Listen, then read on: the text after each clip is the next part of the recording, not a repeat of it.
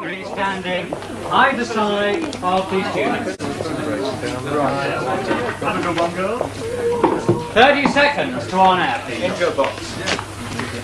Don't forget, we've got figure it out, 18p, 11 o'clock on Monday. Same great show on it. You have your equipment either down that end and yourself. Who's the producer? I don't know.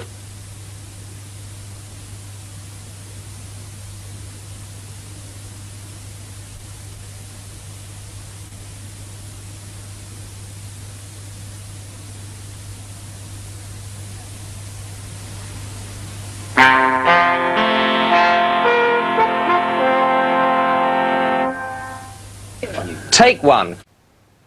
Good evening and welcome to A Way with Words, spoken word open mic live stream virtual extravaganza number 3. Coming to you tonight on Thursday the 28th of May, it's just after 8 o'clock, coming to you live from A Way with Words Towers. It's not actually a tower, it's just a room in my house. My name's Jim Higo. We've got a fantastic show for you tonight, an absolutely crammed full show of talent, of words, of brilliant performance, a couple of songs. It's going to be artists from across the region have turned out this evening to make this a brilliant show for you. We've also got 2 special guests who are both brilliant. We've got Jenny Berry from Salford, she is absolutely superb, and we've also got Stephen Watt from Dumbarton, based in Glasgow. Again, I did a gig with him in Glasgow last year and he's absolutely superb. So you're going to love both of those. They're coming up later on in the show. We're more or less going to crack straight on. I'm just going to tell you that this is A Way with Words. Normally we're out in the big wide world. Normally our shows are the 3rd Thursday of every month at Off the Road Live Lounge. Currently we can't go there, obviously. No one's allowed in Off the Road Live Lounge at the moment. I say nobody's allowed in. I drove past this afternoon and I noticed that Dominic Cummings was in there. I don't know what he was doing, but nobody else is allowed in there. He was in there. Apparently it's okay. He can do what he wants. So yeah, we're normally at Off the Road Live Lounge, but in the meantime, until we can get back out there and do live gigs, we're going to carry on with these live streams because they've been brilliant. With the first 2 were absolutely superb, and tonight is equally as superb. We've got some brilliant performers lined up for you. So let's kick off. Let's go straight into the show because it's not about me, it's about you. And here's your first performer of the evening. It's Liz Searle. Action. Blue biros. Jack only likes blue biros. He signs in at reception easily, confidently, straight away if there's a blue biro there. But black biros are difficult for Jack. He has to have a couple of goes, a run up to writing his name. Leslie sometimes swaps them on purpose when he comes in. She reckons he'll get used to black. Leslie is a pill. Jack is autistic. Keen, friendly, good at his job. I sympathise. I really hate blue biros. I can't stand having the tops on the end. Then Helen brings in a box of purple biros. I love them. For a receptionist in an art centre, this is the best I'm going to get. Beautiful doodles, my notes look creative, phone messages, less plain. Jack is absolutely horrified. Purple biros! I give him a blue one to keep. You have this one, Jack. Great stuff. You're watching A Way with Words, spoken word open mic live stream virtual extravaganza. Keep watching, keep sharing the link on Facebook. Start your watch parties, get as many people watching as possible. Here is your next performer, and it's Dave Cook. Hello, well it's great to be back on the virtual extravaganza, and I've got 2 poems today, and the theme of the 2 poems are things that we can't do currently in lockdown. The first one's called Here Today, Gone Tomorrow. My locks are getting long, well those that still belong that haven't fallen out. If only more would sprout. I'm sat here in the barbers between 2 youths in their parkers, flicking through pages of the Sun, glancing at page 3 just for fun. Who's next? She calls unenthusiastically, glancing at each other almost apologetically. I think it's me, I meekly call, questioning whether it's me at all. No one challenges my place in the queue. I'm told to sit in the middle pew. What's it going to be today? Do your best, is all I can say. Short at the sides, on the top you decide. Soon she is busily buzzing, quite efficient, simply no fussing. Politely she asks, "How are you, dear? Have you been on your holiday this year?" Followed by, "Are you ready for Christmas?" Asked inquiringly, "How is business?" "Very good," she replied, smiling, busily sorting out the styling. Finally she finished with the clippers, some deft work with her little scissors. "How's that for you, sir?" "Very good, I do concur. To be fair, it's far, far too late to put hair back upon my pate. So whether I like it or not, this is definitely what I've got to suffer for the next 6 weeks or so, until back to the barbers I will have to go. Probably I'll have to change that poem to say like 6 months or so, or if ever. But anyway, the next one is about a tea shop, and it's called Crumbles on the Corner. Cracking cakes at Crumbles on the Corner. A fabulous tea shop like no other, where friendly folk gather to meet for a delicious, delightful, sugary treat. Cracking cakes at Crumbles on the Corner. Two women serve with bold tattoos, conjuring up some perfect brews. Laughing, joking with strangers and friends. A normal coffee shop this place transcends. Cracking cakes at Crumbles on the Corner. Sat drinking tea, there's an old lady. She's experienced life well over 80. Wistfully staring out a misty window, a lonely existence. Now she's a widow. Cracking cakes at Crumbles at the Corner. Sat alongside her are two young walkers, eating and clinking cups on their saucers. The rain outside brings others inside. Sandwich, hot beef, turkey, can't decide. Cracking cakes at Crumbles on the Corner. Mulling over my culinary dilemma, ladies listening with their antenna. You simply can't go wrong with beef. Melts in me mouth, don't affect me teeth. Cracking cakes at Crumbles on the Corner. The rain pours down, others find shelter. The beef and horseradish is a right belter. Dark storm clouds wait to move by. Yummy delights, more than 20 to try. Cracking cakes at Crumbles on the Corner. Lovely people chit-chat and share tales of wonderful holidays to the Yorkshire Dales. The clouds break and there's a glimpse of sun. Gulp down the coffee and the ice cream bun. Cracking cakes at Crumbles on the Corner. With a cheery smile we bid cheerio, and back to Slough we proceed to go. The local welcome couldn't have been any warmer, having cracking cakes at Crumbles on the Corner.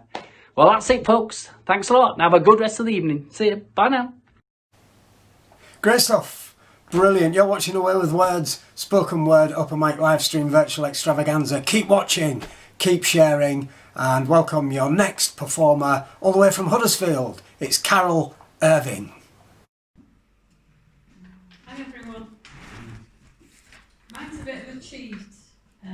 It's my take of When I Grow Old. When I grow old, I shall wear bottle green with old worn-out denim blue Levi jeans and sing of Eleanor Rigby or Yellow Submarine. I shall ride a purple bicycle wearing a purple top hat and shout fuck a lot at some inconsiderate twat BMW in a baker's boy hat. I shall sit at the bar of my favourite inn and clink my ice-laden glass full of rhubarb gin. People watch, write poetry on beer bats, and obscenities on toilet walls and doors. I shall smoke thin black cigarettes, stick my pen in my beehive built so high, and pinch pert bottoms of handsome waiters wearing only black aprons and dicky bow ties. Learn to French kiss and dance to Purple Rain and hold a tune. I shall collect drop vowels and verbs and make up words like snafflegraph and hoard pretty notebooks and left-handed pens and keep a cockerel and blackrock hens. But for now, I must behave as a mother, a daughter, not swear, be nice, be polite, like a good citizen oughta, and make do and dance in my dreams to Purple Rain. Yay! Fantastic. This is A Way with Words. And here is your next performer, Hull legend, Tom Atkinson. We now ask you to stay alert as we cross live to Downing Street for today's coronavirus daily briefing, led today by the Minister for Slapstick. Hello, it's me, Mr. Tumble, and I'm here today to talk to you about COVID-19. Woohoo! No, boo. How is lockdown treating you? Have you been learning any new skills? I have. Today, me and Tumble Bear have learnt to put our trousers on the right way around. Isn't that right, Tumble Bear? I have learned that me, as a Member of Parliament, pretend to care about things. As I sit on my £10,000 stay-at-home bonus, which I've spent wisely on a bucket of chocolate spread. I love chocolate spread. I think about all those brave doctors and nurses who work in the NHS. That is why I clap my hardest every Thursday to say thank you for what you do. Sometimes I clap this way.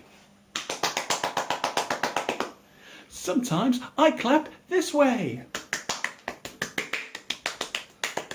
And sometimes when I get really excited, I clap this way.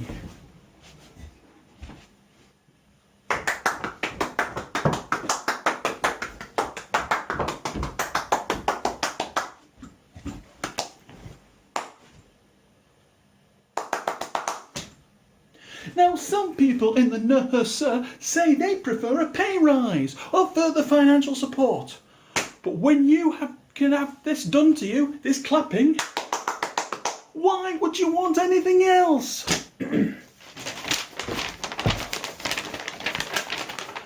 I will now read today's figures. Today, the government performed 1,000,000,000 billion trillion tests. And out of those tests, there were a lot of positives, woohoo, and negatives, boo. And 4 people got a grade 9 in GCSE maths. Now, sadly, lots of people have died. But luckily, no one I'm related to. Yay! I will now read some questions that we have carefully selected from the morons of people that live in this country. Not the serious questions, of course, that you desperately want answering, but the ones we can say a lot to without actually answering the question. That's a trick I learnt from Boris. Go out if you want, but stay indoors. If you can work from home, you go to work. Get public transport. Cough on people. Don't cough on people. Right, here are your questions. So, nearly dead in Manchester asks, when will I be able to hug grandkids? I hope she means her own grandkids. Well, what we're saying is soon, but a long time. And you must first send the carrier pigeon to make sure the path is clear, and then we will say no.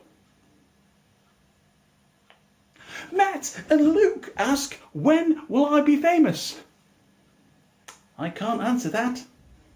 And finally, unappreciated key worker in Grimsby asks, how can we get rid of coronavirus? Well, that one is easy. Take your finger and touch your nose. Blink 3 times, and off it goes. Well, and now it's time to say thank you for this briefing. I hope you are more confused now than when you were before. So, bye-bye for now. Bye-bye. Bye-bye.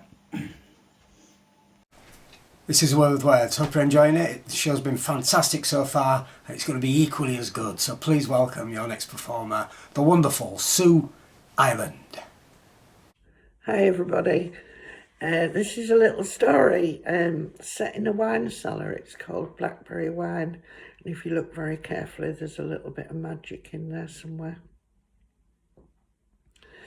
In the cool of the cellar are Sauvignon and Merlot, wines brought in from Waitrose, Morrison's and Tesco, Veuve Clicquot and Bordelaise in old wooden racks, rows and rows of bottles all lying on their backs. But stored behind these bottles like a secret hid away is a little stash of wine waiting for a rainy day, a dozen vintage bottles in a dark forgotten place, a label on each one with faded writing on its face. And each of those old bottles holds blackberry wine, bottled in the autumn days of 1979, full of memories of summer, a half-remembered song, a long-legged girl and a love affair gone wrong. There's no title on the label, there's just a little note saying special vintage, tied with string around its throat. Those bottles look uninteresting and are easily overlooked as they lay there quietly in a corner near an unused heating duct. Sometimes something happens after months and years of waiting for planetary alignment or beneficial inspiration, and slyly, without fanfare, without even a hint of warning, changes are made by evening, not expected in the morning. Some might call it destiny, some might call it magic, and the outcome could be happy or maybe could be tragic, maybe simple chemistry or something in the air, and those special vintage bottles turn into something rare. Today he came downstairs to get a bottle of wine, and the feeling in the cellar was that maybe it was time. He touched some bottles fleetingly as he looked here and there, and then he stopped and noticed those bottles old and rare. He lifted one old bottle and something stirred within, and he thought briefly of the magic of everyday things. He caught the scent of long-forgotten summer days sleeping, and the cool silence of secrets so long in the keeping. There was darkness in the cellar, and silence thick as velvet, and the mild spring evening was charged with excitement. He drew the cork and it released the secret held within, and then he saw her in the gloom and recalled what might have been. She came to him in the darkness, and her foot made no sound. Though many years were past, she was still so young and proud. She kissed him as before, and her lips were cool and sweet. Then she turned away to go, a single teardrop on her cheek. So maybe those old bottles hold more than blackberry wine. Perhaps they hold the spirit of 1979. Memories of summer days, a half-remembered song, a long-legged girl, and a love affair gone wrong. Thank you. This is A Way with Words, spoken word open mic live stream virtual extravaganza. Keep sharing the link, get as many people watching as possible, and welcome your next performer, Lee Crossland. Hello, we're Words again in our third session. Last few sessions people have wrote poems around the COVID and the lockdown, so I thought I'd have my own attempt at that today. So here's my attempt. It's called 19. From 19 to 20 the past descends, a bright new year dawns, falsely ascends. As creeping weeks claw at mournful months, covert COVID clouds flood the world from back to front. Continent by continent, country by country, the disease is received. No time to flee, no opportunity to breathe. Isolated individuals suffer social strangulation, wolf warded from door, as we all hide away. Social streets die like lingering life, descends only one way. Reverberation of one noise, a weekly applause, an ironic, noisy pause. From doors ajar for 10 minimal minutes, our empathy flies far. Air stagnant and stale, resilience becomes a mask that hides a frightful face, or providing protection for essential works, where the 19 hits, harms and hurts. Politics poses questions, but provides no answers, as the world falls, dampened as dry eyes, counting ever-escalating tolls. Loss of life taken by air, the nourishment we breathe in, it's dishonest, deceitful, betraying our being. Masses mentally drown under the buoyancy of hope. Forlorn homes isolate, for the end of the rainbow we all patiently wait. From the next poem, it's one called Regret, which is an old one I've just rewritten a little bit for this. What is regret? A feeling to forget. They say I've not felt. Well, I don't think, maybe not yet. Assurance, strength and security, happy in all that's been and gone, whether right or wrong. Digging deathly deep, I am absolutely sure. Is history really pure? Restricting, no rages, loss or anger from past dark ages. Is there no caged beast, biting at stubborn bars, awaiting an emotional release? Any lapse in care? Any life in broke, or individual hurt? Assured, nothing there. Is it all tuneful song? A happy rhyme, dancing life's tumult tune? Nothing is wrong. Look and think from surface descend. Look to deep depths, my echoed messages sent. I question, I look, I delve, reading myself, bound as a book.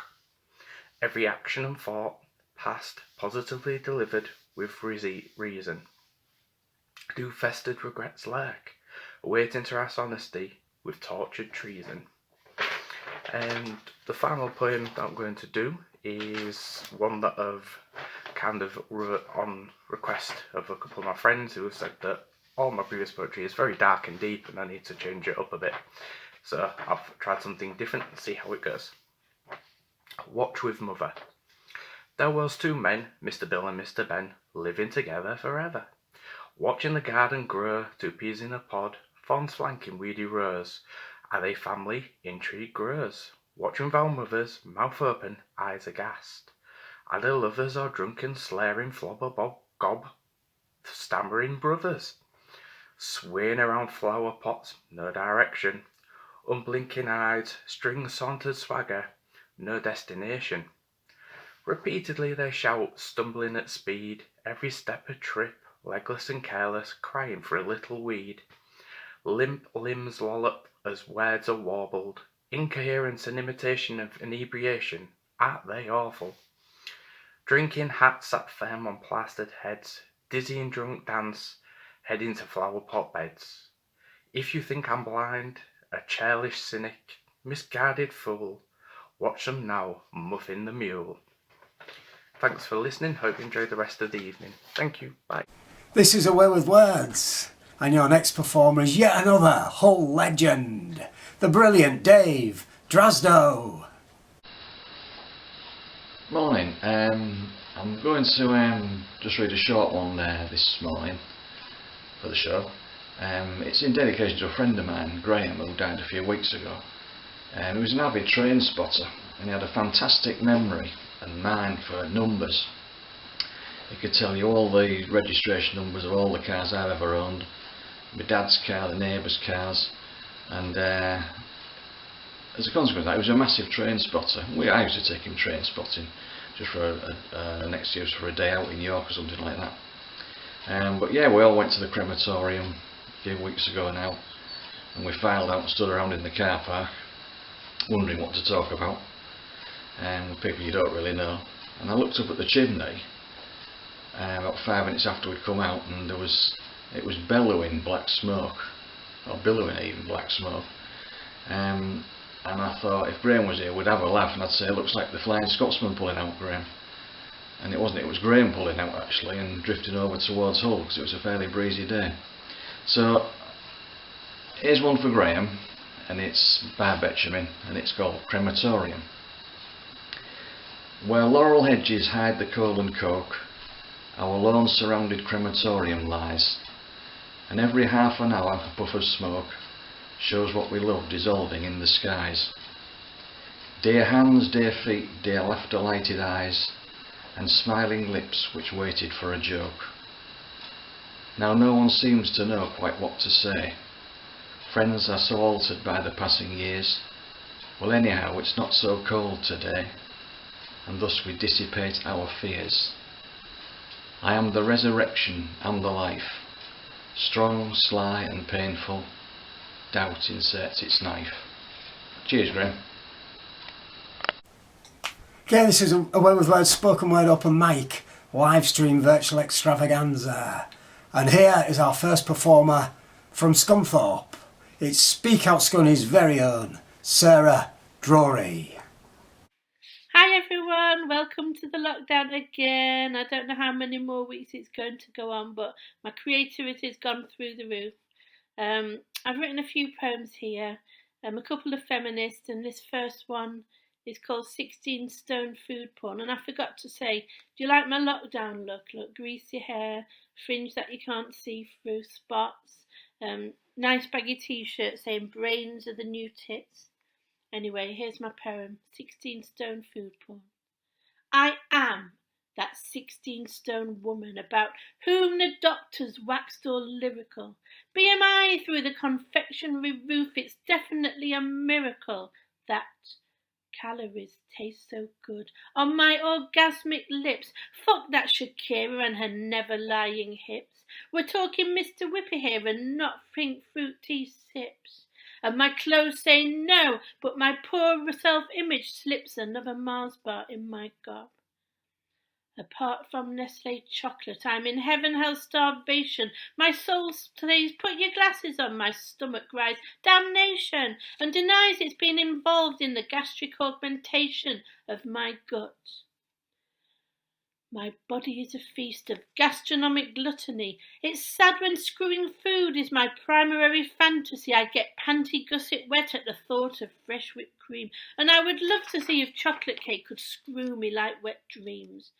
Laying spread-eagled atop the bed, feasting on ice cream, vajazzle-dazzle showing, glinting blatant and obscene, flicking V's at the flat shamers, the health proclaimers, calorie savers. Hit that tongue, Jack, the oven's on and there's no going back for a spoon.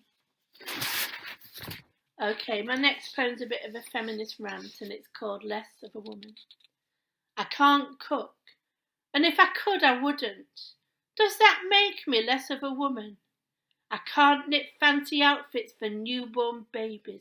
I can't ship rainbows like magical unicorns. I can't follow makeup tutorials on YouTube. I don't shame my precious pussy. Does that make me less of a woman? I can't teeter around in heels. I don't squeeze myself into sexist ideals. I can't think because I'm psychotic. I can't scream because my mouth is silenced with the adjectives of misogyny. Does that make me less of a woman? I can't bear child because I'm too old. I can't menstruate because I'm too old. I can't wear bikinis because I'm too old. I can't masturbate because I'm too old. Does that make me less of a woman? I can do what I want when I fucking want. I can fuck who I want when I fucking want. I can be who I want when I fucking want. Does that make me less of a woman? Okay, my next poem's a little bit of a feminist one as well, and it's about hair.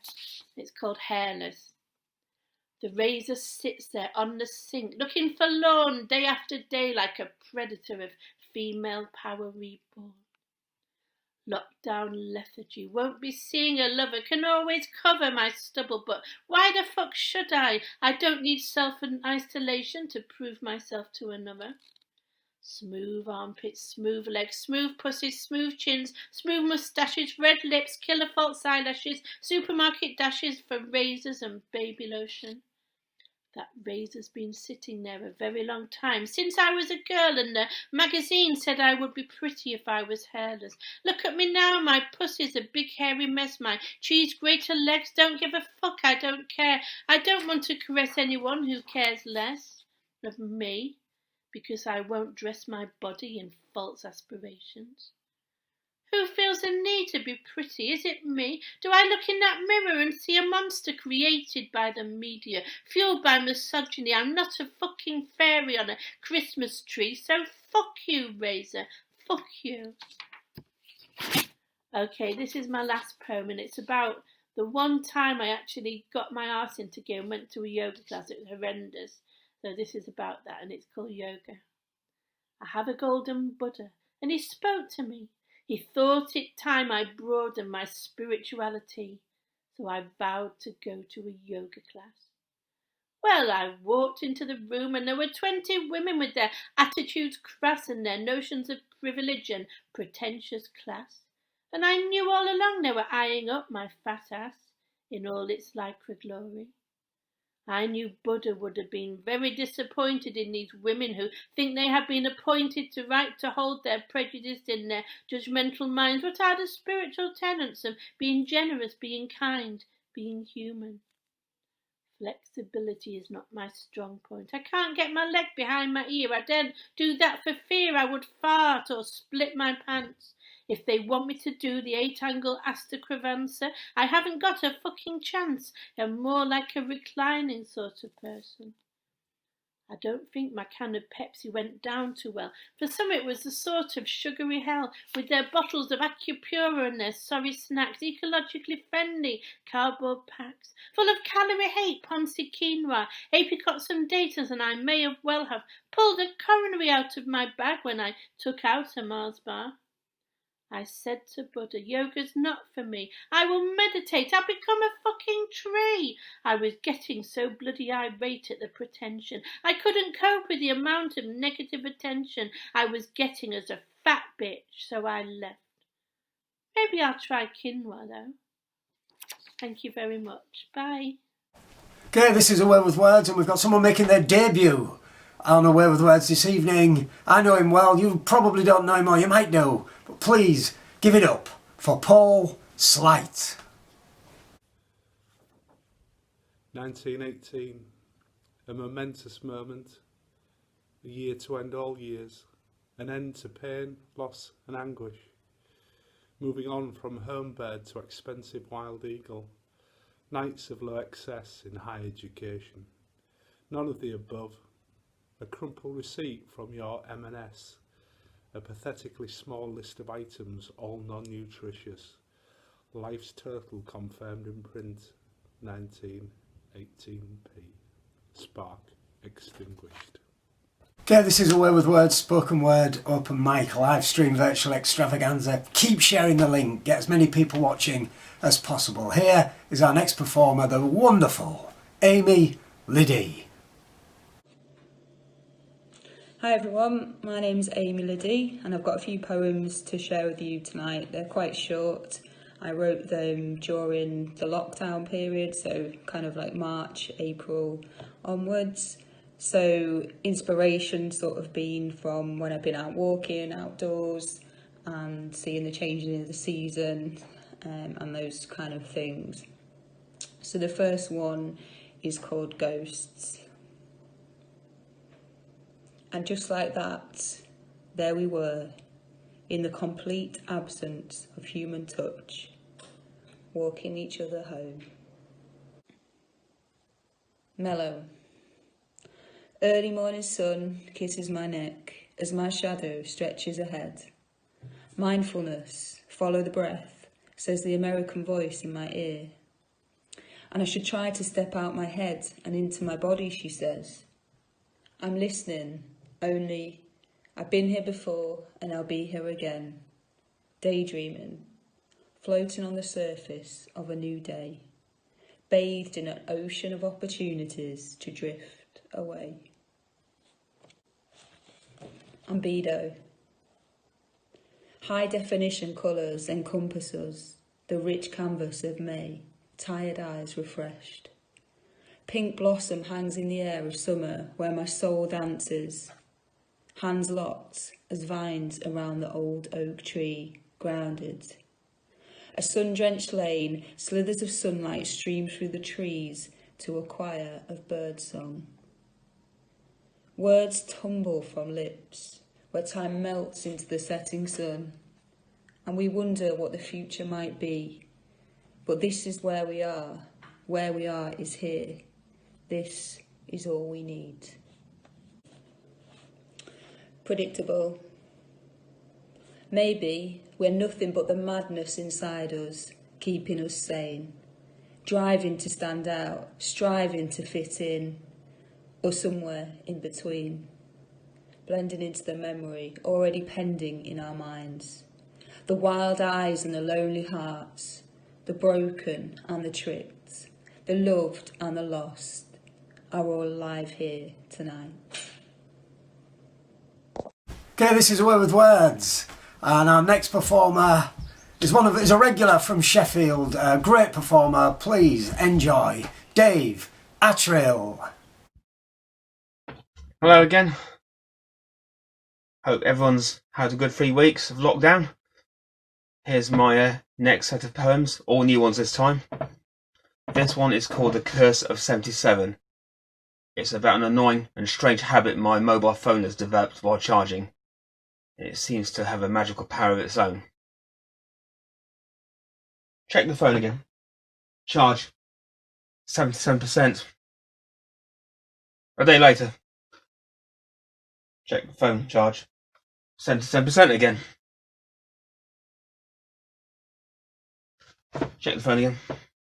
77 again.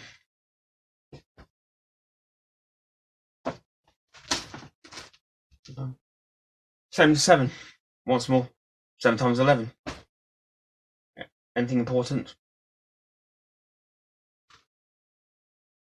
Check the phone. 77.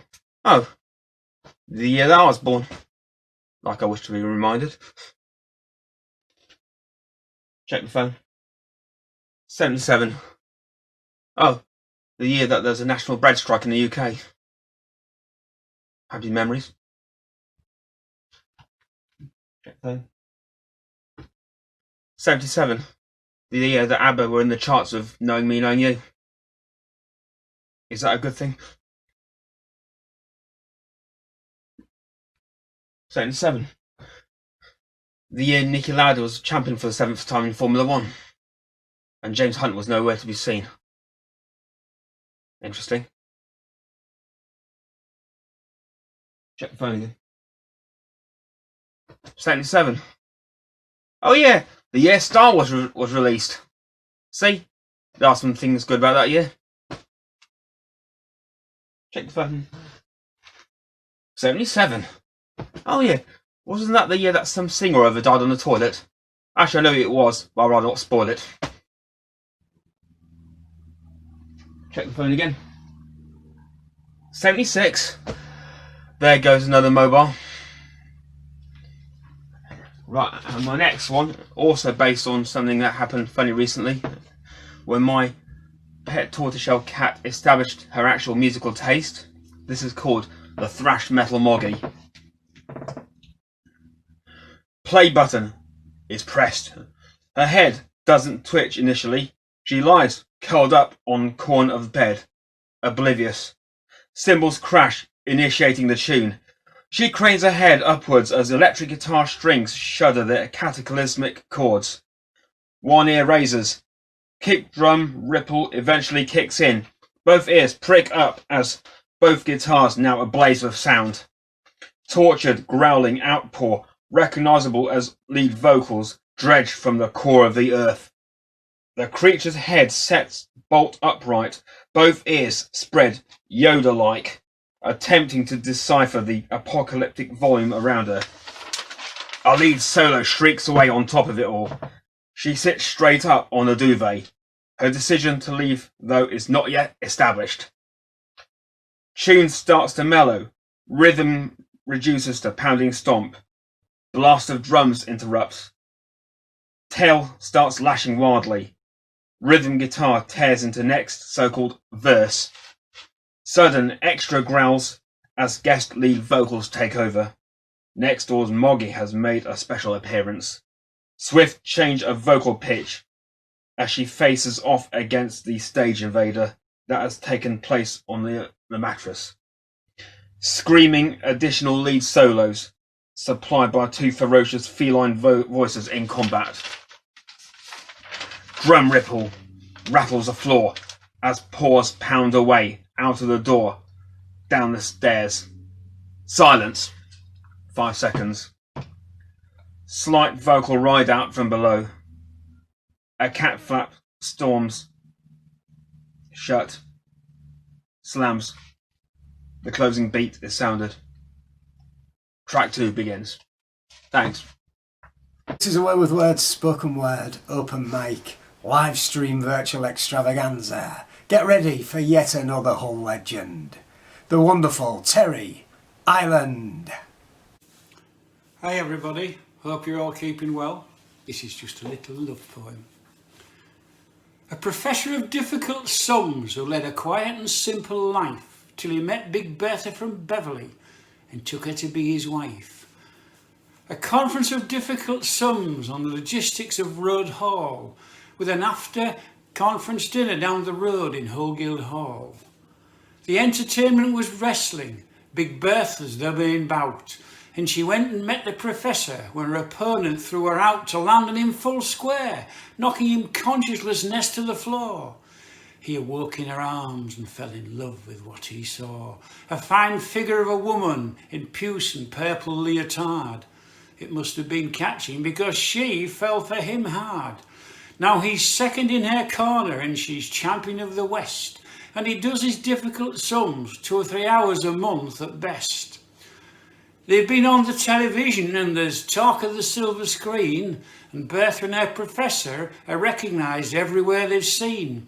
They've had butties at the palace because Lizzie's a wrestling fan, absolutely fascinated with the way that Bertha got her man. It's true wrestling law, she said, of that there's little doubt. 3 falls, 2 submissions, or a single knockout. Now they take things very easy, take life just as it comes, and just to keep his hand in is teaching her difficult sums. Between rounds she sits in a corner, a look of rapture on her face, as she contemplates quadratic equations on the mysteries of time and space. A professor of difficult sums who led a quiet and simple life, till he met Big Bertha from Beverley and took her to be his wife. Thank you. You're watching Away with Words, and our next performer is our second of the evening from across the water in Scunthorpe, the wonderful Linda Owen. Hello everybody, and here is my poem called Soulmates. Soulmates, I take these 2 words and separate to see a clearer answer. For the image, the picture of such, conjures up boy and girl all loved up. Though some may be soulmates man to man, or woman in a soulful clan, not forgetting a bond of young with old, it's really about that beautiful soul. Soulmates carry an air of work upon this earth, something that lives and breathes only when you both do meet. Paths tread a long road ahead, alone in thoughts, eager to share to a willing ear, a soulful ear. For the nagging of hearts unsatisfied, alone seeks out to meet or seems to bump into that ultimate one. Why do we bump into soulmates? That first reaction, uncanny it is, as bubble and fizz stirring things up out of the blue. And so begins the 2 of you, willing, so willing to take part. For there's work to do between the 2 of your higher hearts.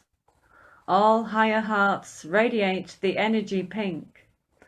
And like the fateful tree that comes into pink blossom, life is coloured in, as 2 souls reach an understanding and demanding glow. Sad but true, sometimes a soul gets hurt, and the blossom hits the ground, glory gone in that fleeting, falling rain of beautiful blossom, and left to tread, so close to feeling dead, wounded and scarred, yet survived. Just maybe it was your turn to learn and strive out of your comfort zone of life. The art the ritual of it all, soulmates the beginning of that first bow of meeting, and for some the ending last bow of leaving. Learning the lessons from this is an earthly state, the higher healing energies with that long list of soulmates. Let's end with a rap. Let's end with a rap. It's a bit like a chat. We know soul is gold, most definitely glows. You put your heart and soul in it. How else you gonna wing it? The end result, not an insult. We need some glory, we've got the story. Finger on the pulse, a tango of two.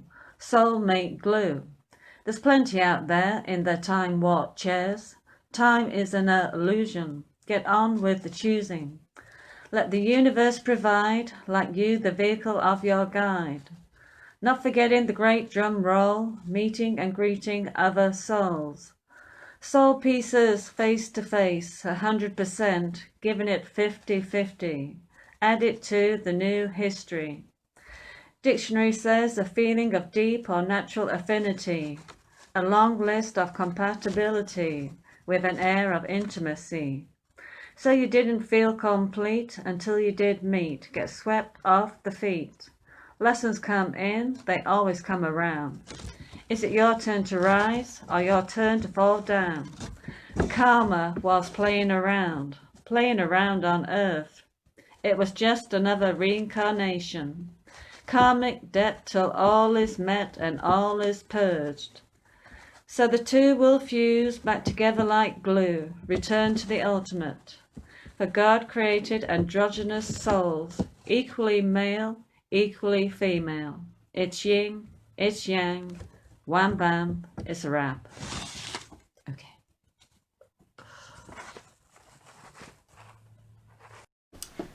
Okay, this is A Way with Words. Hope you're enjoying it. The show's absolutely brilliant. We've still got our two special guests coming up, Jenny Berry and Stephen Watt later on in the show. Our next performer is the wonderful Esther Femen.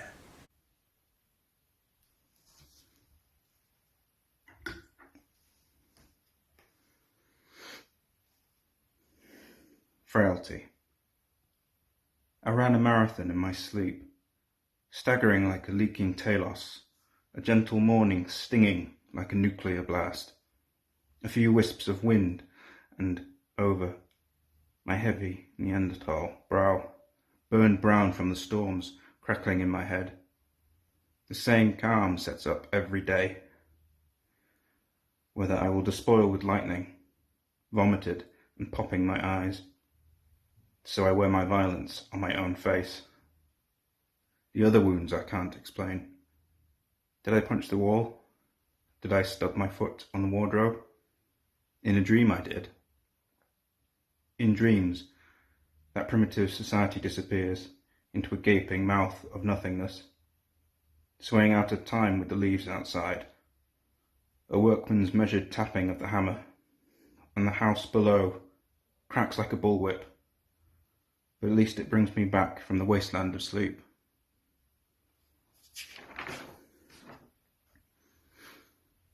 A petit mot. On a dark, youthful evening, I drove home in foggy snow.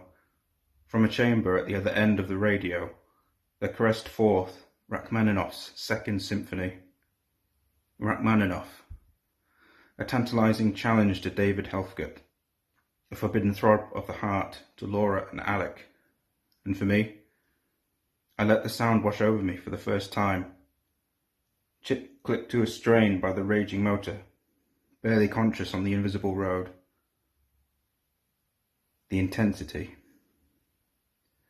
the hunger of despair, yearning in pain, a Russian smile bearing the agony of the end, the ecstasy of futility, that knowing death can itself be beautiful. I was the light in the dark. Few winters had passed before this, and I had weathered much sorrow. Alone?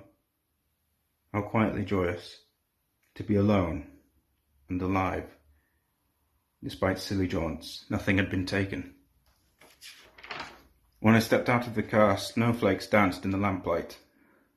I heard the cheers of the Petersburg crowd in a silent Surrey street. I felt the glare of the moonlight on the Neva. Down small roads with soft thuds, I wondered how this could be. So magic, so full of life. This day set up with an ordinary sunrise, yet here I passed between shadows, deep in sable snow, and there could be no room left in my heart for love to fill. So strange a time to choose that moment when everyone slept. I had the adagio still ringing. If only I could thank God. I had a part of the universe in my pocket. Peter. Crouched legs no bigger than a 5-pence piece, a wormy smile painted on his back. My companion, the spider, nods his greeting from my ceiling, creeping the wall by my shoulder as I wash my pots, strolling in the breeze at the crook of my window. I didn't see him move in. Is it tasty wings you catch, the ones that dance in the lonely streams, cameo by my shadow, cast by harsh orange beams? He is my fellow traveller, in a room that could be anywhere. He speaks no English, but neither do I. Who knows what that sounds like anymore? If every eye was different, he would see 7 other versions of me. At counter, bathing, awkward relief, composing blasphemy and brushing my teeth. Whispers that gave my mother grief. My spider catches the smoke that pulls my eyes and mouth askance, and snares the wicked drunk dispense. Finally, I barely lay in bed. He nods good night and kisses my head. You're watching Away with Words, and your next performer is a brilliant Roy Heath. Oh, bloody hell.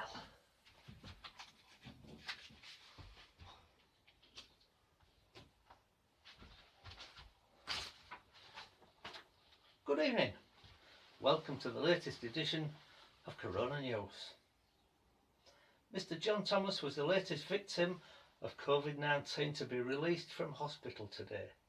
He made this statement to the media to explain the unusual circumstances that led him to being admitted. "Oh, go on," she said. "Let's play a game," she said. "Doctors and nurses, it'll be fun," she said. "I'm sure you'll enjoy it. I could test for COVID-19. I'll take your temperature," she said. "Take off your clothes and lay on your tummy," she said. How the bloody hell was I to know she couldn't tell a thermometer from a barometer?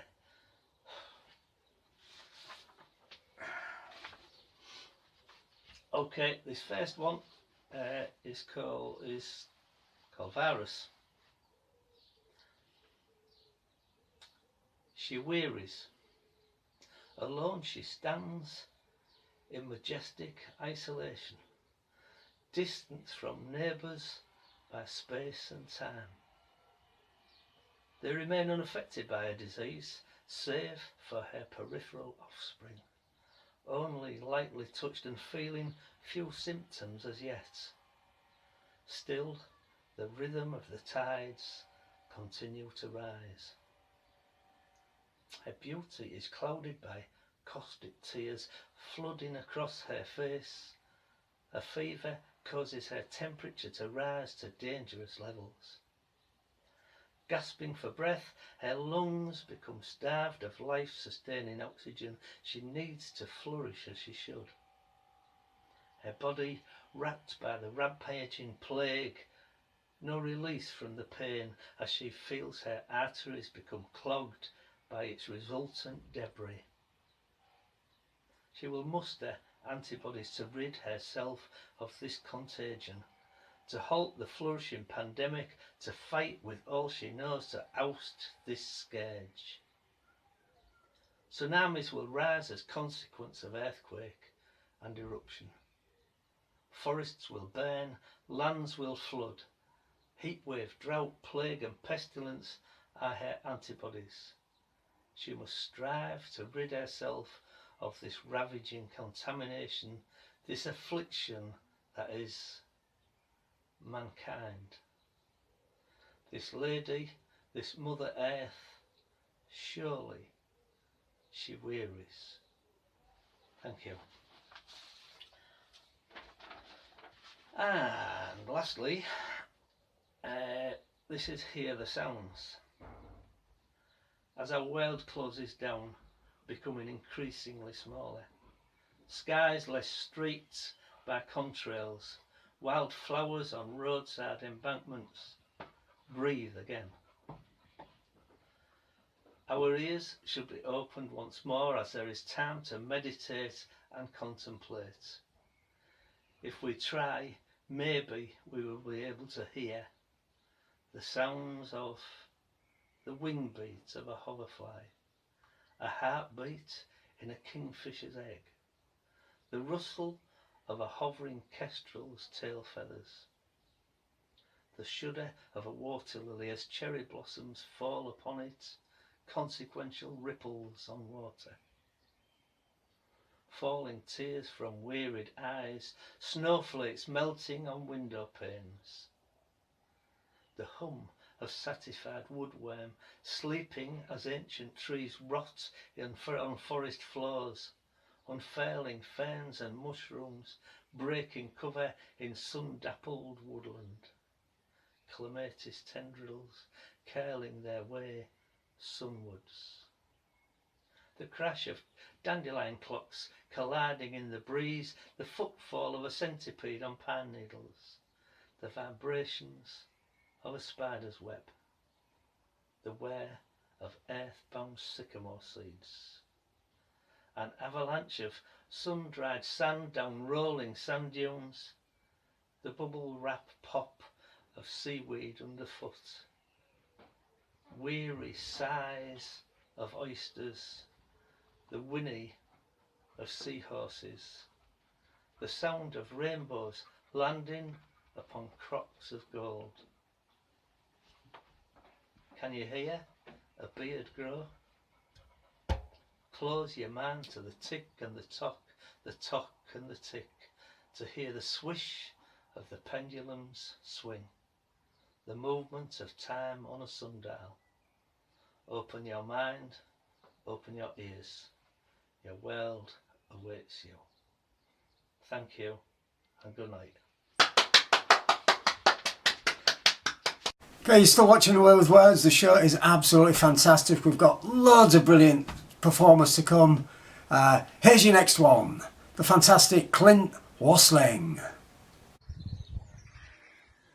All the fields around here are the medieval village of Esk, one of many of the East Riding's deserted villages. Now, this poem is called Esk. Wide skies watch over Esk. Undulations in pasture remain where a main street clattered to carts, beasts of burden, children playing, chattering people. Silence. The village was silence. What was here is conjecture, a market teeming with life. All that's sheltered by the River Hull is nothing now. We walk the banks, talking, taking isolation in our stride. Fears for family and friends are put aside as we take exercise in our time of play. Lives damaged, torn apart by absent lovers. Bones are bones. They fertilise this green and pleasant pasture, past or present. What becomes of us? What indeed becomes of us? This is Away with Words, and your next performer is Mr. Dave Tuck. Hello, I've got 3 short ones to do. The first one is boarded up. Boarded up shops and boarded up lives, streets that no longer show any sign of life. Have we lost anything, or have we just moved on?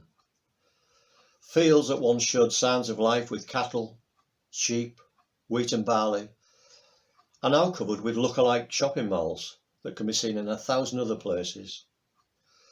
When we visit, is it just a convenience or a lovely family day out? You see bored families served by bored assistants. Does this suit me? For what, when and why?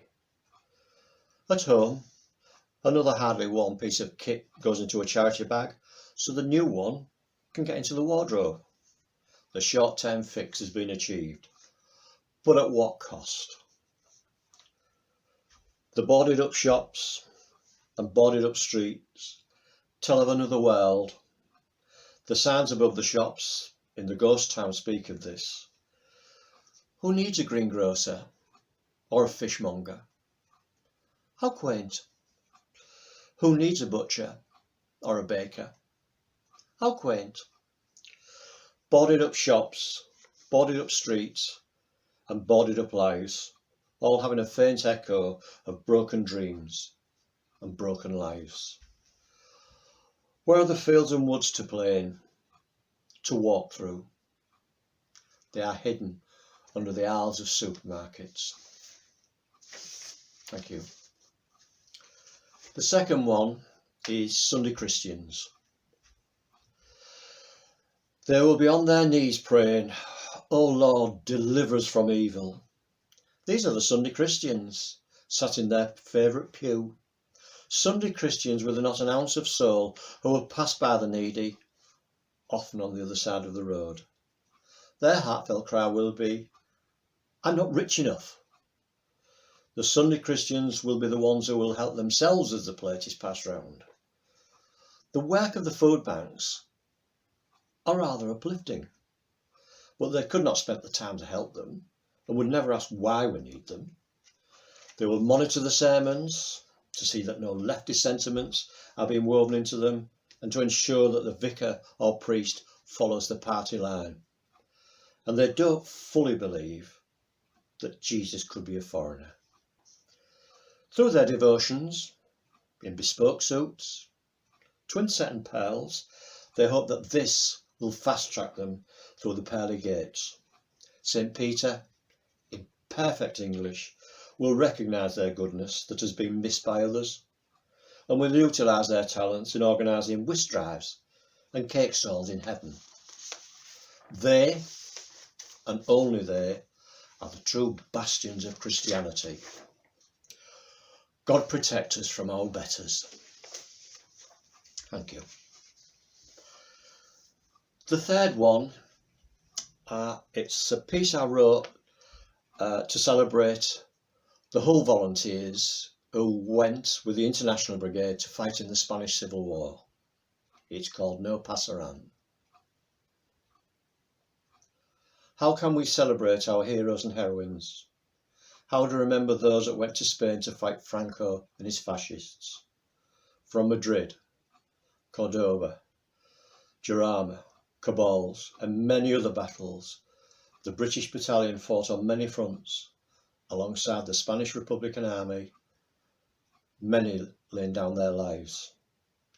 We have our local heroes. It was our fathers, our brothers, our uncles and our friends. Hidden beneath their quiet exteriors were the principles that drove them on. How can we give sufficient thanks to Bert Wilson, Joe Latus, Jack Atkinson, Jim Bentley, Maurice Miller, Robert Wardle, Richard Mortimer and Sam Walters? We are humbled by their bravery, their principles and their sacrifices. We can hardly imagine their heroism as they would walk down dusty lanes, far away from home towards a battlefront, towards the killing fields, there to face the gunfire, the tanks and the aeroplanes. Death stared them in the face as they fought to build a better, fairer world for all of us. Do we not look at the International Brigade with tremendous pride? In later years you would perhaps pass by those that came back without a second glance and could never imagine they fought in a bloody war. For you, and for you, and for all of us. How do we make sure they are not forgotten? Their principles carry them forward, and the baton needs to be carried by future generations. Echoing the battle cry in defence of Madrid, no pasarán, they shall not pass. They will not pass from our memories or our hearts. No pasarán, not then, not now, not ever. Thank you. Okay, this is A Word with Words, and it's time for our first special guest of the evening. She's absolutely brilliant. She's performing for you from Salford, so please enjoy the marvellous Jenny Berry. Evening, folks. Hope that you're all okay. I'm really happy to be here. So nice one to Jim for sorting this out. I'm from Salford. If you've not seen or heard me before, I'm called Jenny Berry. And there's just something that I always like to put out there first of all. So I just hope you all respect the fact that I identify as an apostrophe. I'm small, up in the air, everyone gets me wrong, and at times I'm possessive. So there we go. I'm a little Salford apostrophe just hanging out there. I'm going to do a couple of poems tonight, hopefully cheer you up in this depressing lockdown. And I'm going to kick off with one on communication, because I feel that people are communicating differently in a good way. People are actually talking to each other, and I'm hoping after lockdown that it carries on and we actually just say "Aya," because I think it's rude when you're on your phone and you just ignore people, especially when you know them. So I'm going to kick off with this one. Talk to me. Talk to me through eyes, not screen. Don't miss life to tag I scream. Don't scoop me or cold facade to then online misplace your guard. Don't talk the talk if talk's on text. Don't walk on by if swiping next. Talk to me to my face. Authenticate small talk. Talk to me with engaged tone, no hunchback clenching mobile phone, screen time obsessional stalker, yet muted mutt dog daytime walker. Don't eye me up to then ignore an adult conversation. Don't deal a hand of demure to tweet a meaningless midnight declaration. Talk to me like it's innate in the human race, like our mental lexicon hasn't been replaced. Talk to me meaningless memoirs outside our local pub, regurgitated, outdated gossip, just like gossip should. Talk to me by the side of Bridgewater Canal, amongst the orange tide. Let's lock eyes and do what the people know how. Talk to me. Thank you. My next one is about being a parent, because I don't know about you, but I think that motherhood is competitive, and it's ridiculous because it doesn't matter what pram you've got, because you're going to get baby shit and sick up it. You are. So I found it a bit competitive. So it's about, like, get real. If you're a parent or a mum, dad, whatever, sometimes, you know, you have to just go with it and have cornflakes in your hair for the day. So here we go. Baby Olympics. Are you sure? I did a test, a digital one. They're the best. They give a date. You sure you're preggers and not just late? How's your morning sickness? Mine's a curse. How's yours? Yeah, mine's worse. How are your boobs? Mine are bigger. Can you face food? How's your figure? I'm still a size 8 me. I'm hardly showing. I'll have no stretch marks me the way it's going. You exercising? You avoiding pate? I run and swim me. Ain't touched one latte. What bug are you getting? Have you got a plan? Which hospital are you going? Are you having a 20D scan? You donating your stem cells? Are you eating your placenta? Do you have a doula? I do, mine's cooler. What was labour like? Were you too posh to push? I did it natural me, no fuss. Such a body needed stitches, thingy was induced. Was it you with the epidural, or was it the ventouse? What name have you chosen? What was the weight? Were you on time or were you late? Do you breastfeed? Breast is best. Are you calm? I never panic me. Carry a kid in each arm. How old's yours now? Are they smiling? Are they sleeping? Can they sit up? Are they rolling? Are they pointing? Are they using their hands? Are they meeting the milestones? Do they understand? Mine does. Mine's crawling, sleeping through, as done since the first night. Sits up, points and rolls. He's smashing all his milestone goals.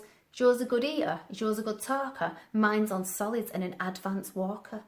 I did baby-led me. No spoon needed. Just like breastfeeding, I succeeded. My kids are perfect. I find motherhood fun. Who the fuck am I kidding? I'm a knackered, insecure, competitive mum. Thank you. My final poem of the night, I'm just going to do 3, is on exes. I'm sure we can all relate to having an ex that does your head in. My ex is around the corner. The annoying, exasperating existence, like living bacteria from a distance or bedbugs under your cover, of an irritating ex-lover. Like reoccurring meningitis, a bad migraine or cystitis, being struck by lightning twice, seeing the ex is never nice. Peculiar and impetuous, society is incestuous as it hinders, grates and vexes when bumping into your exes. Haunting like a spirit or a lingering distasteful lyric as you attempt with desperation to avoid all conversation. Like an off sambuca or violent veruca, they were never here when needed. You'd have watched Men in Black back to back, then Shawshank Redemption before getting their attention. Like a fart in a lift, a smell you'd like to shift. An ex-Febreze invention could lift this hypertension, like antibiotics that won't work, or a cough you can't shirk, or conjunctivitis with no fear. Oh, how I wish my ex would fucking disappear. Thanks for having me. Top night, and stay safe, everyone. Great stuff. Okay, our next performer is another one from across the water, the brilliant Joe Paholka. Hi there. I'm going to make this nice and quick, but Jim's allowed me to play a song, and I'm going to do a little poem as well. Shouldn't be too long, and hope you like it. Oh, hope everyone's doing alright. Okay. A shaky sense of you to see what lies beneath. Upon a thorny fence of you, stewing up all sides of the dice. But the waterway's deep, weep, and so does the sleep. But there's something you need to know, that you're definitely close. How can I show? I wish that I could keep you close, but it's a road not alone. These feet are definitely on fire. I don't wanna stop and burn and learn. Just walk at your own pace. It's a life you gotta face. There's an open sign right behind the eyes. That's where you find what's entwined in you too. Even when you're blind, you can always take the time. See what I find in you is also in me too. So let go and you'll see. So let go and then breathe. Will your whole universe that had given birth to yourself upon this earth. So don't worry about the different points of view staring back at you. Got eyes and ears and fears, but we're all on different avenues. And attention's your own key, so don't ever worry. Make it of what you will, but remember you're free.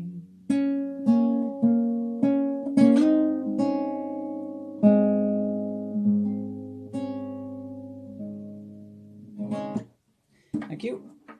And really quickly, I've got 1 minute left to say before the phone freezes up and loses memory. Alright. Seeing an open door is scary, knowing not the room, only light barely. But how can I tell you this, 'cause I know the rough of the river, the shiver and the show. Hands tingle and one eye's wildly reaction from the know-me-nots wired around attraction. But I can tell you, it's not some place I start safe. Rough of the river, the shiver and the show.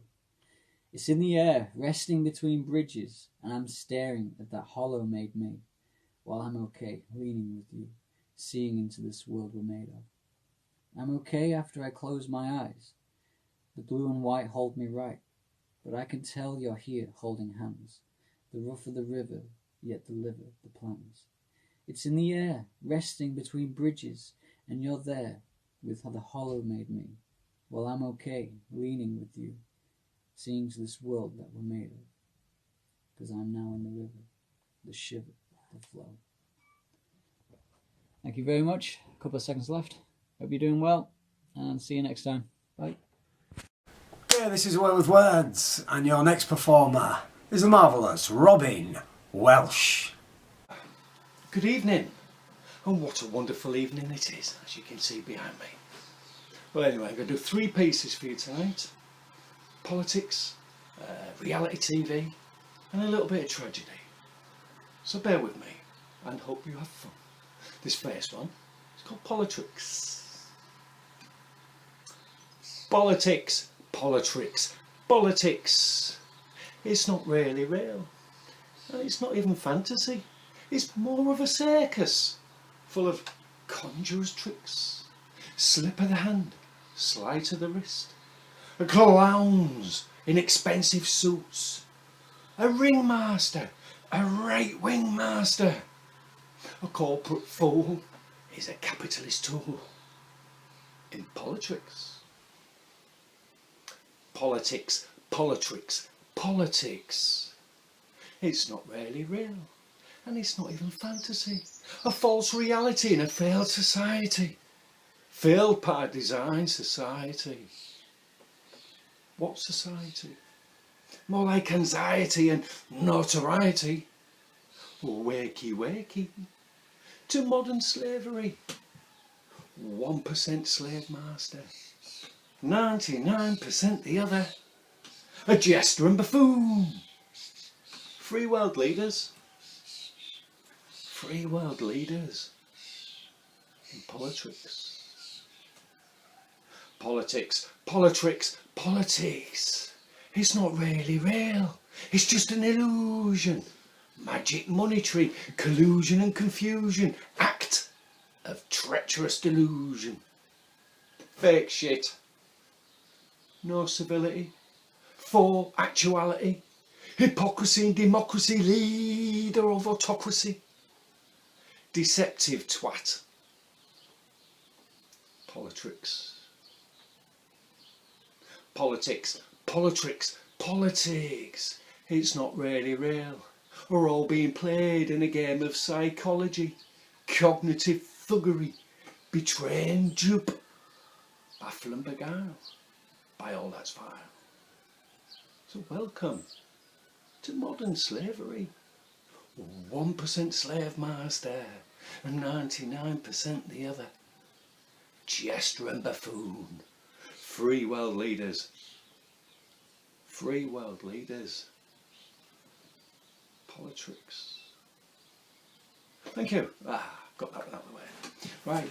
Do you know when you turn the TV on and you're faced by with a 26-year-old man with teeth that just don't look real? They're so white. Ridiculously white. They don't look natural. Anyway, this is about them. It's called Millennial Shits. Hope you enjoy it. Bit of fun. Mr. Strictly Come Love Island with his shaved chest and balls. Misogynistic breakfast morning glory, as your mother calls. Ed Sheeran shits in your ear while you're tanning your ass. And it's 2 times a lady in a love triangle farce. As crabs to be passed are a thing of the past, so no one cares who shagged who last. And plucking eyebrows for the cheeks. Fucking forehead Botox at 26. Morals and integrity in your Calvin Klein pants. You've got no pecs on your chest implants. And being famous, having shit for brains. You act all posh but you come from stains. Celebrities are thick as fuck. They try to be classy but they're common as muck. You see Ken and Barbie, they're all their age. Well, he ain't really real. It's all a stage with their fake fucking noses and fake fucking tits. But don't do it in my name. These millennial shits. Thank you. Hope you enjoyed that one, because I love it. Anyway, this next one was inspired by a news article I read one day. It was about a young man that fell to his death while working in the city, Canary Wharf somewhere. And at the end of the article about this poor man, with no evidence, he said it was the fourth one that year, fourth case. No one knew what happened to them other than they fell to their death. So this is called City Boys. They fall from the top, they fall from grace. Home is a penthouse, you never see their face. Lamborghinis, Gucci, the Ivy and yachts. They gamble with billions like playing the slots. That's what they do, these city boys. They make the rich richer to buy bigger toys. But when they lose a really big bet, who really loses? Who pays the debt? They fall from the top, they fall from grace, these city boys in the trading place. Thank you very much. That's enough from me. Hope you enjoy the rest of your evening. Thank you very much. See you again sometime. Bye bye. Yeah, this is Word with Words, spoken word open mic live stream virtual extravaganza. Please keep sharing the link, get as many people watching as possible, and welcome your next performer, who is very, very well known in the spoken word poetry circuit. It's the wonderful Helen Shea. Hello fellow inmates, I'm Helen Shea and I'm giving you some highly contagious pandemic poetry. Not more lockdown linked stuff, I hear you say. Tough. Take your medicine. Poetry cures all. In the interests of hygiene, I shall wear a mask. What? Can't put one over my mouth and spout forth. Dominic Cummings wouldn't. Here we go. COVID poetry. C is for clapping, or maybe cop out. Did you actually think we'd tell you what's best to do? O is for horrible, but it's just a bit of flu, that's all. V is for vigilance. Stay alert. You all know what it means really, don't you? No? Well, I is for initiative. Use your own like common sense. Only is it so common? D is for, well, you know, that tall, dark and not so handsome bony guy with the scythe. Not exactly Poldark, threshing in the fields, showing off his six-pack, but the best offer you'll get in lockdown. So embrace your inner COVID, like Julie Andrews. Don't adhere it out. Covidify Queen Coronavirus in verse. COVID laureate it away. Today and every day.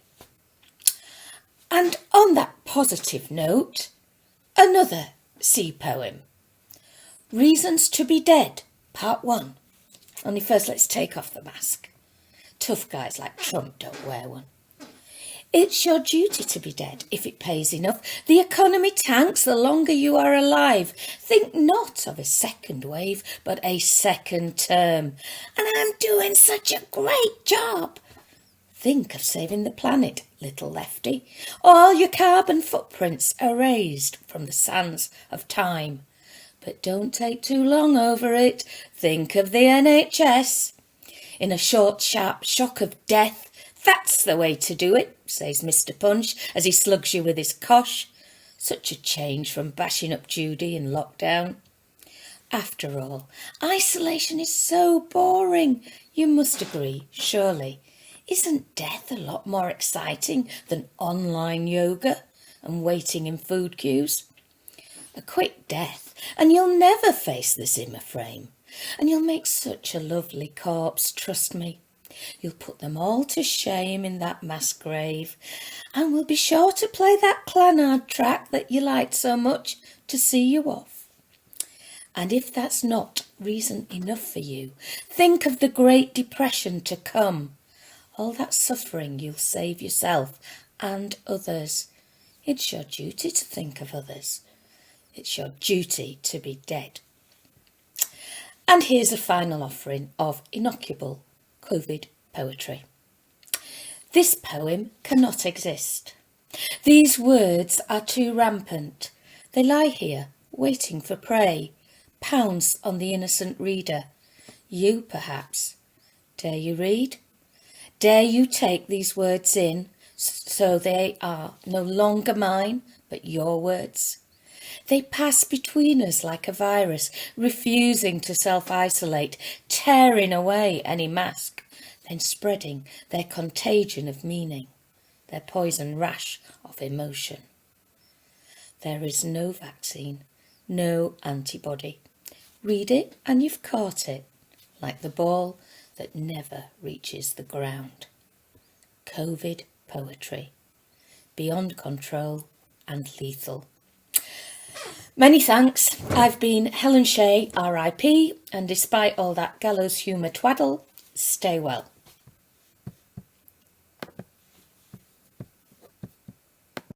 This is A Way with Words. Hope you're enjoying it, and welcome your next performer, the marvellous Pete Cullum. Hello, my name's Pete Cullum, and I've got 3 poems for you today. The first one's called Smartphone Zombie. Here he comes, shuffling down the street, head bowed down, walking dead on his feet. Black ringed eyes, staring and sad, mumbling his words like he's going mad. He's fallen out with his dad and his mumby since he became a smartphone zombie, holding his phone like a book of scripture, praising the gods of Facebook and Twitter. Doesn't see much and nothing is heard but the sight and sounds of angry birds. He doesn't eat food or drink tea and coffee since he became a smartphone zombie. Always wakes up in the middle of the night to check social media and some websites. Real life has become disconnected and school has definitely been affected. He bumps into people, lampposts and trees since he became a smartphone zombie. Apple AirPods have replaced headphones. Some people say they look like tampons. Doesn't want to go home for tea. He might have to speak to his family. He stopped being as happy as he can be since he became a smartphone zombie. But smartphones are a part of society. They give us plenty of variety, but don't tolerate impropriety. Could get some unwanted notoriety. Although I'm not advocating piety, just don't let it cause anxiety. But please, please, please, listen to me. Don't become a smartphone zombie. Thank you. Right, my next poem is about a subject that's probably affected us all, whether it's either directly or indirectly, and that is dementia. And I've tried to put myself in the shoes of somebody who has dementia, and this poem is called Thanks for the Memory. What am I doing in this street? Where was I going to? Nothing seems familiar. What on earth should I do? A lady smiles my way. Maybe she could help me out. But I'm just far too proud, and she's so full of doubt. The driver hits his car horn and shakes his fist at me. I'm stood here in the road, but where should I be? Is it worth being alive? I can hardly survive. So thanks for the memory. Where did it go? Yeah, thanks for the memory. Well, I just don't know. Who's this girl next to me? Could it be my wife? Was I ever married? Please give me back my life. I remember World War II, those days they seem so clear, where nothing really bothered me, but now I live in fear. And what about today? Have I been outside? Do I have any children? Have I already died? So where are my friends on whom I used to depend? So thanks for the memory. Where did it go? Yeah, thanks for the memory. Well, I just don't know. I'm losing my mind. Please don't be unkind. I want to rewind to those days I left behind. I've got to go away forever in a day. But be that as it may, I've just one thing to say. Thanks for the memory. Where did it go? Yeah, thanks for the memory. Well, I really just don't know. Right, from this a very serious thing, there's something a bit more cheerful. I was once described as a failed punk rocker. I think it was me that said that, mind. Well, here's a poem that's all about my time as a failed punk rocker back in the late 70s. I could have been such a great punk, but no, I just wasn't anarchistic enough. But there's still time, so watch this space. This is called I Wouldn't Be Seen Dead in a Disco.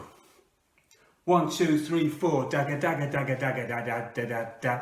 I was there in 76, the Pistols said be an anarchist. I ripped my shirt, I spiked my hair, I looked a prat, but I didn't care, so hey ho, let's go. I wouldn't be seen dead in a disco, have a white right and spit on the floor. We're going underground with the jam once more. The cops fighting miners, a 3-day week, power cuts, the future looked bleak, a poor teenager with no choice. Punk rock just gave us a voice, so hey ho, let's go. I wouldn't be seen dead in a disco, have a white riot and spit on the floor. We're going underground with the jam once more. I got a new rose, I got it good, just like the Damned said they knew that I would. I'm still a punk rocker though it's 40 years on, ranting at the world with me slippers on. So hey ho, let's go. I wouldn't be seen dead in a disco, have a white riot and spit on the floor. We're going underground with the jam once more. Dagga dagga dagga dagga da da da da da. Aye, thank you and good night. Great stuff, great stuff.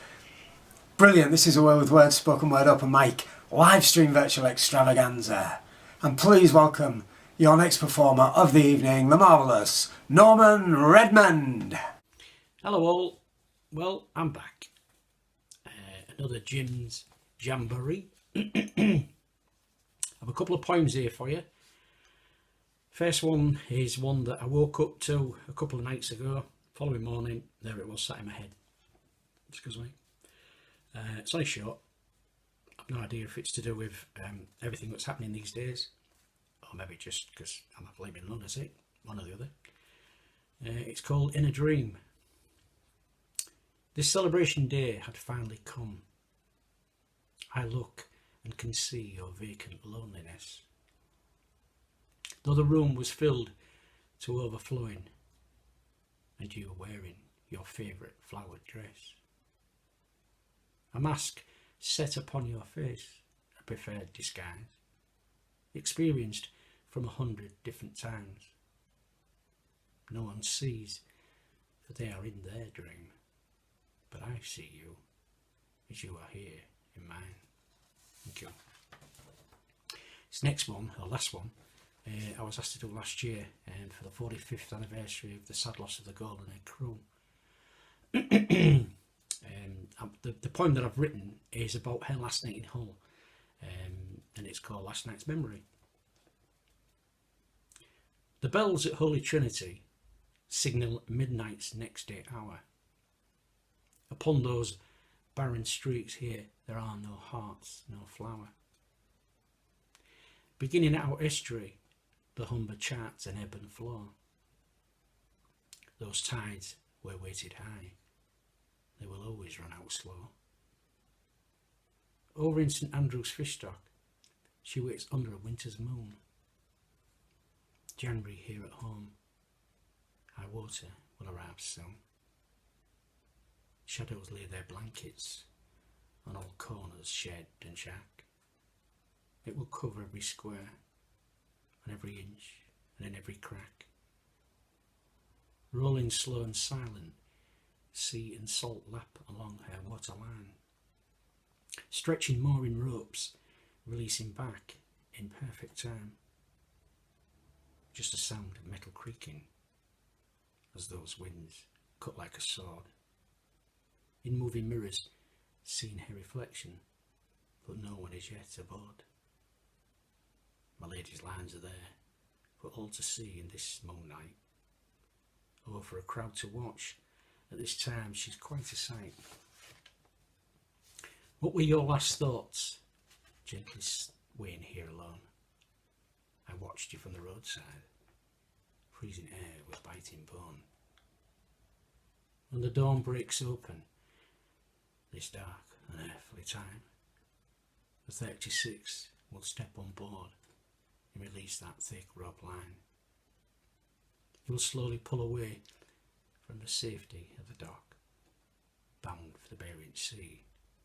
But first, dear, through St Andrew's Lock, heading up the waterway, passing ships there tide aside, out into open sea you'll sail, through waves no one could hide.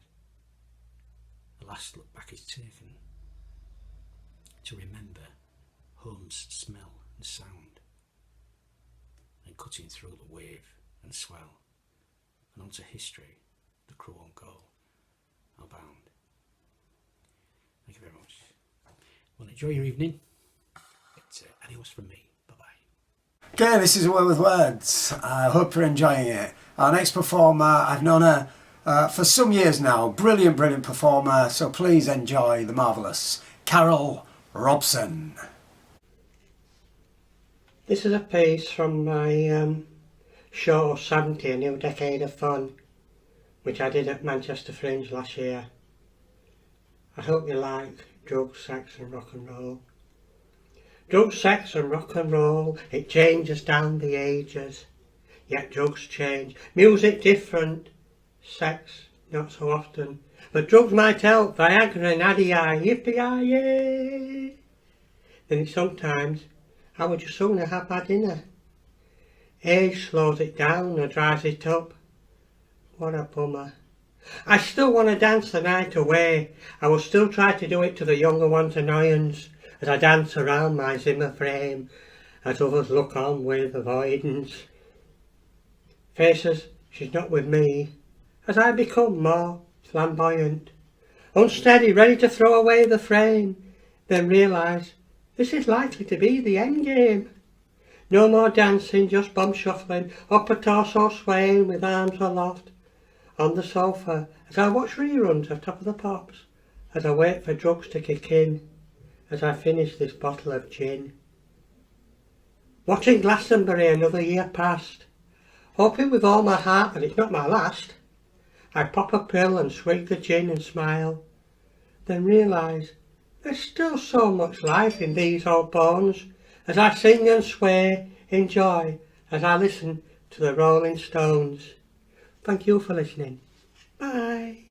Okay, this is A Way with Words, spoken word, open mic, live stream, virtual extravaganza. And now it's time for our second guest performer of the evening. I was fortunate enough to gig with him last year in Glasgow. He was absolutely phenomenal. I'm sure you're going to love him. Please welcome the brilliant Stephen Watts. Hello, and thanks to Jim for the invitation to read some poems to you tonight. My name's Stephen Watt. I come from Glasgow, and me and my shitey haircut are going to start with a poem about the most romantic city in the world. This one's called Couldn't Get It Up in Paris. I blame the blancmange. I blame the fancy restaurants with their heavy almonds moored inside my abdomen. Those sneaky garçons with suave accents, sitting upon their stools, looking to steal our women. Oh aye, look at the Eiffel Tower standing perpendicular, a bolt of cold French blood exploding in a discharge of stars. I blame the River Seine's rhymy stream for skinny dipping screams and winds that cut like guillotines through the rosy crack of my wobbling arse. I blame romance. I blame only France for the plantation of grapevines and wines poured into boundless glasses. Notre Dame's hunchback smothered his goofy laugh into an unused mattress when word got round that I couldn't get it up in Paris. Well, this city is a letdown. No pun intended.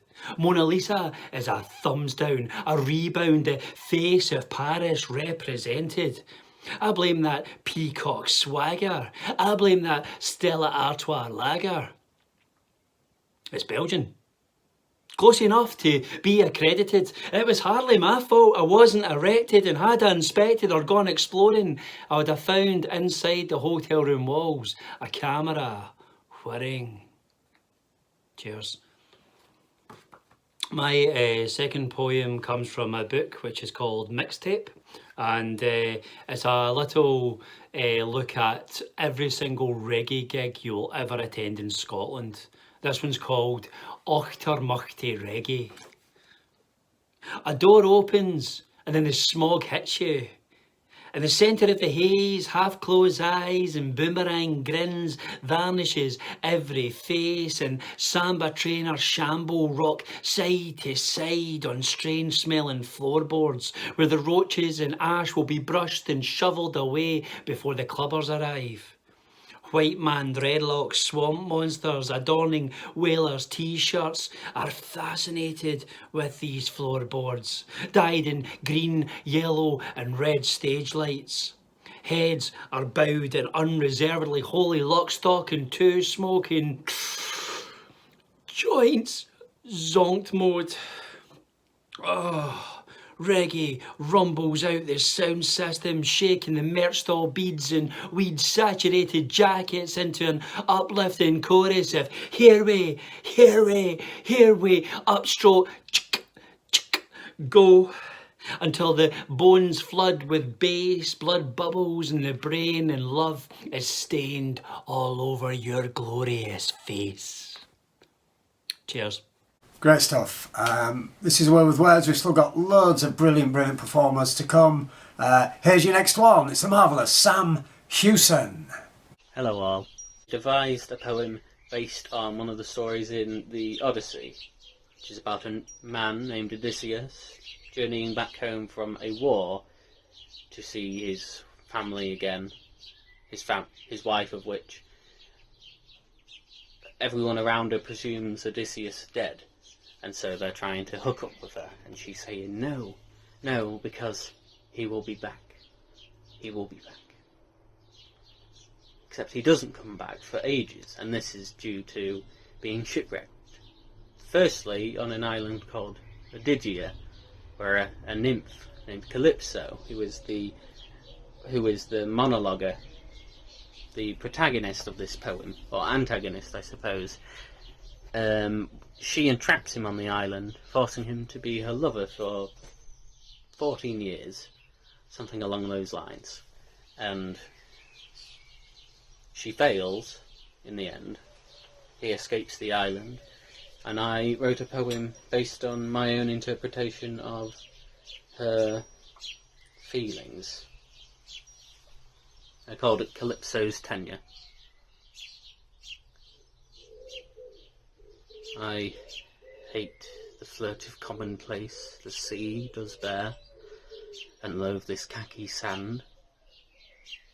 I see within its features traits that hint of wrath, of misdemeanour, lust, and reverie, of men who sailed the purlieu of this isle, who now are jettisoned among the sea, upon their planks, which strand them heretofore.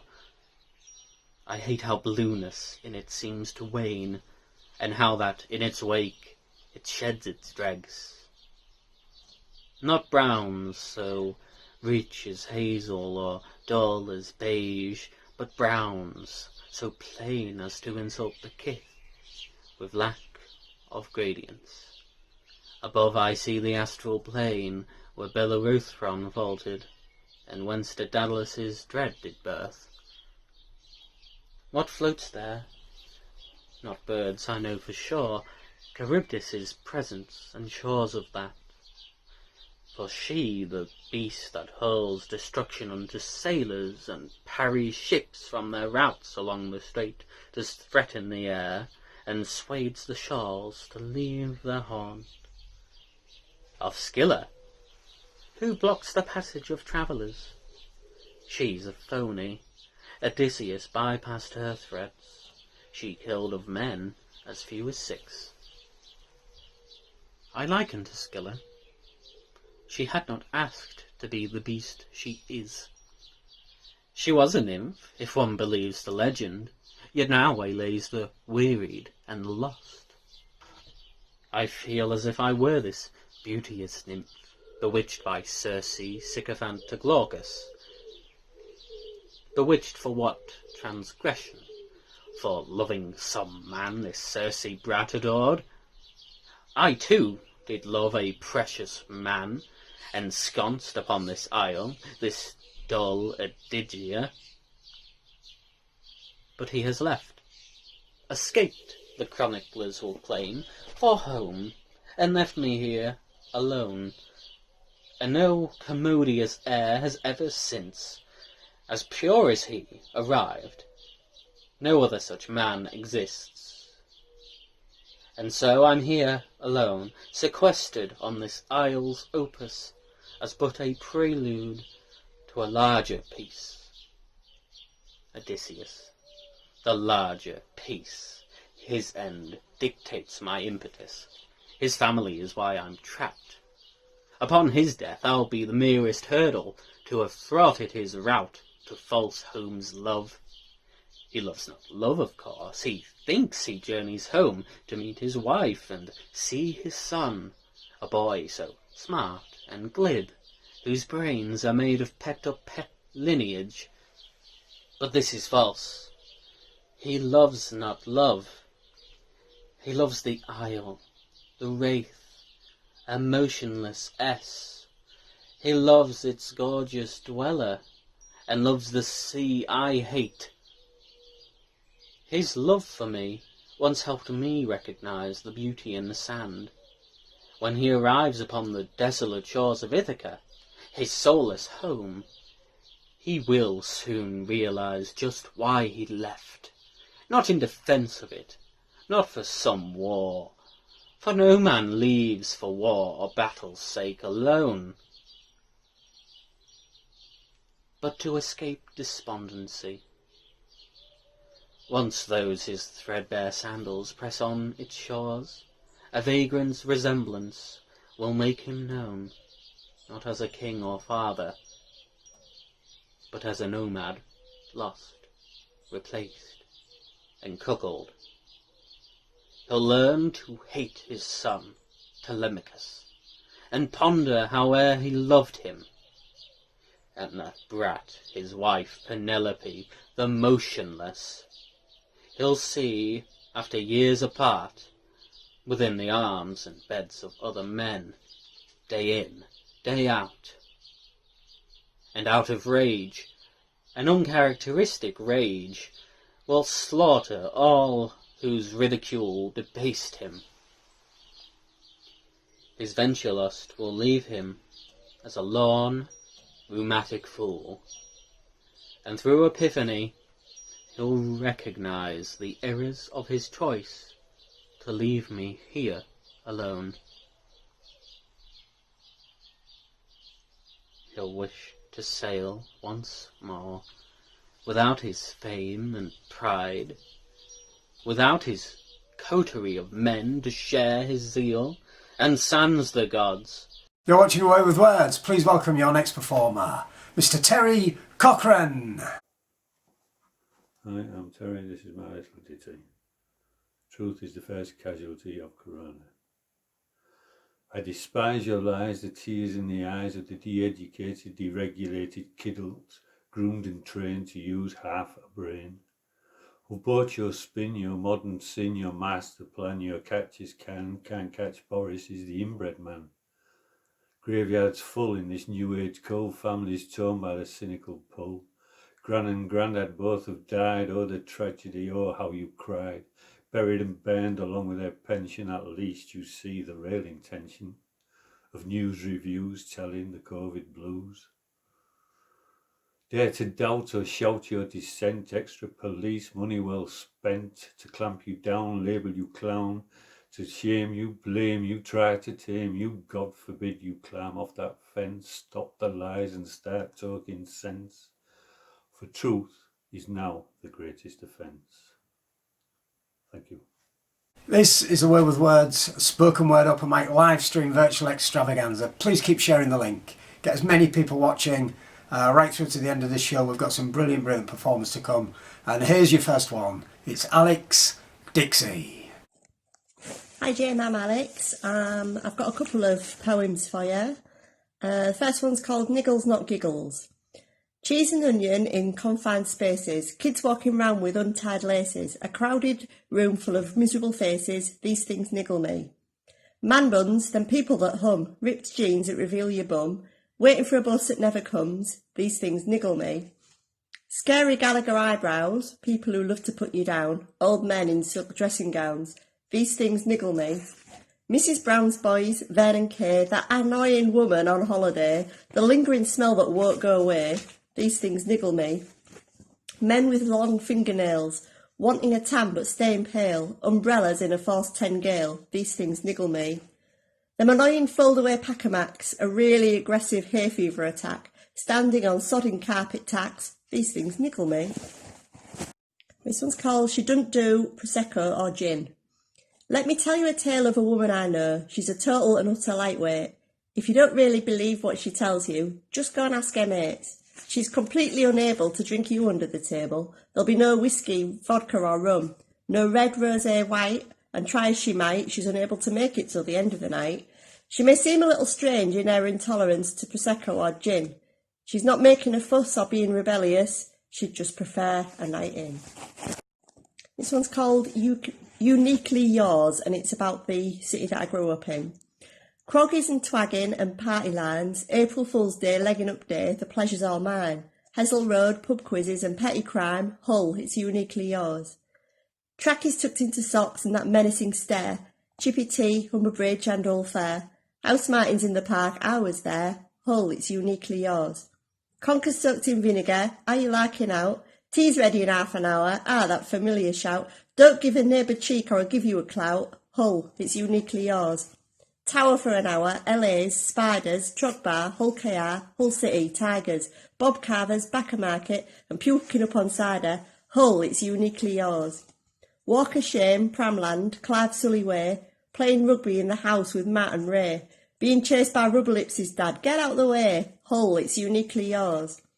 Old Town, Maureen Lipman, fishing history, rocky fields on your bike where you grazed your knees.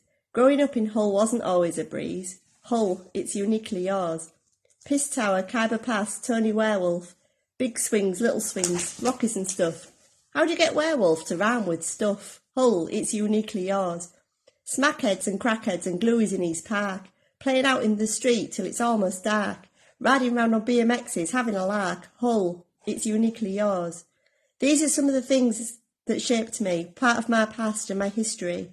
You'll always have a massive place deep within me. Hull, it's uniquely yours. This is A Way With Words, spoken word, live stream virtual extravaganza. Please welcome your next performer. Performing for you from Lincoln, it's Kenny Cromar. Hi there, my name's Kenny Cromar, and this poetry comes from the lockdown shack just outside Lincoln. During these strange times, we are all in need of a sanctuary. So this poem is called Somewhere Safe. It goes a bit like this. I'm seeking somewhere within my head to gain solace from things I dread. As I imagine a sanctuary just for me, in my mind's eye, where could it be? Maybe a solitary rock upon a mountainside, overlooking a valley where calm thoughts abide. It doesn't have to be anything my eyes have seen, nor is it somewhere I may have been. Maybe I could be a wandering albatross, soaring above southern thermals with no altitude loss, spending my life on the wing. Good fortune to sailors I would bring. Maybe there's a place beyond our universe, in a galaxy I cannot see, a refuge beyond our universe, out of harm's way. To behold such a world would be a serene acquisition, a heavenly place without suspicion. Thank you. My second one in offer is about the glorious mess our government has made when dealing with the COVID-19 virus. This one is called The OK Corral. Boris dropped his message, stay at home in favour of stay alert. 3 nations stood and disapproved, their message remained overt. Advice implied the lockdown path is all but clear. Many people left their homes with a diminished sense of fear. He told low earners go back to work, our economy is there to save. And when they did return, they risked an early grave. Informing workers, avoid public transport if you can, knowing it's not an easy option for the cleaner, shop worker or businessman. An extensive work return is ordered by the state, during which there's no mention to test, trace, isolate. This precondition to ease the lockdown must surely be in place, as used by countries who tamed the virus. This system they did embrace. A recipe for disaster, it will create super spreader pools. And when it does spread, it will be our fault. We must be seen as fools. So here lies a question. What is Boris's ongoing plan? Is he still committed to herd immunity, corralling every British woman and every British man? Thank you. Finally, we're all in need of a holiday, and this poem is about an area of true beauty which I can't wait to visit again. It is called the Cleveland Way.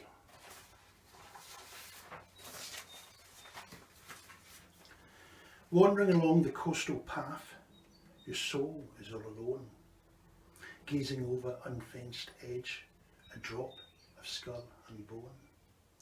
And walking over rocks of old, found a fossil in my hand, thinking of a time ago when dinosaurs walked this land.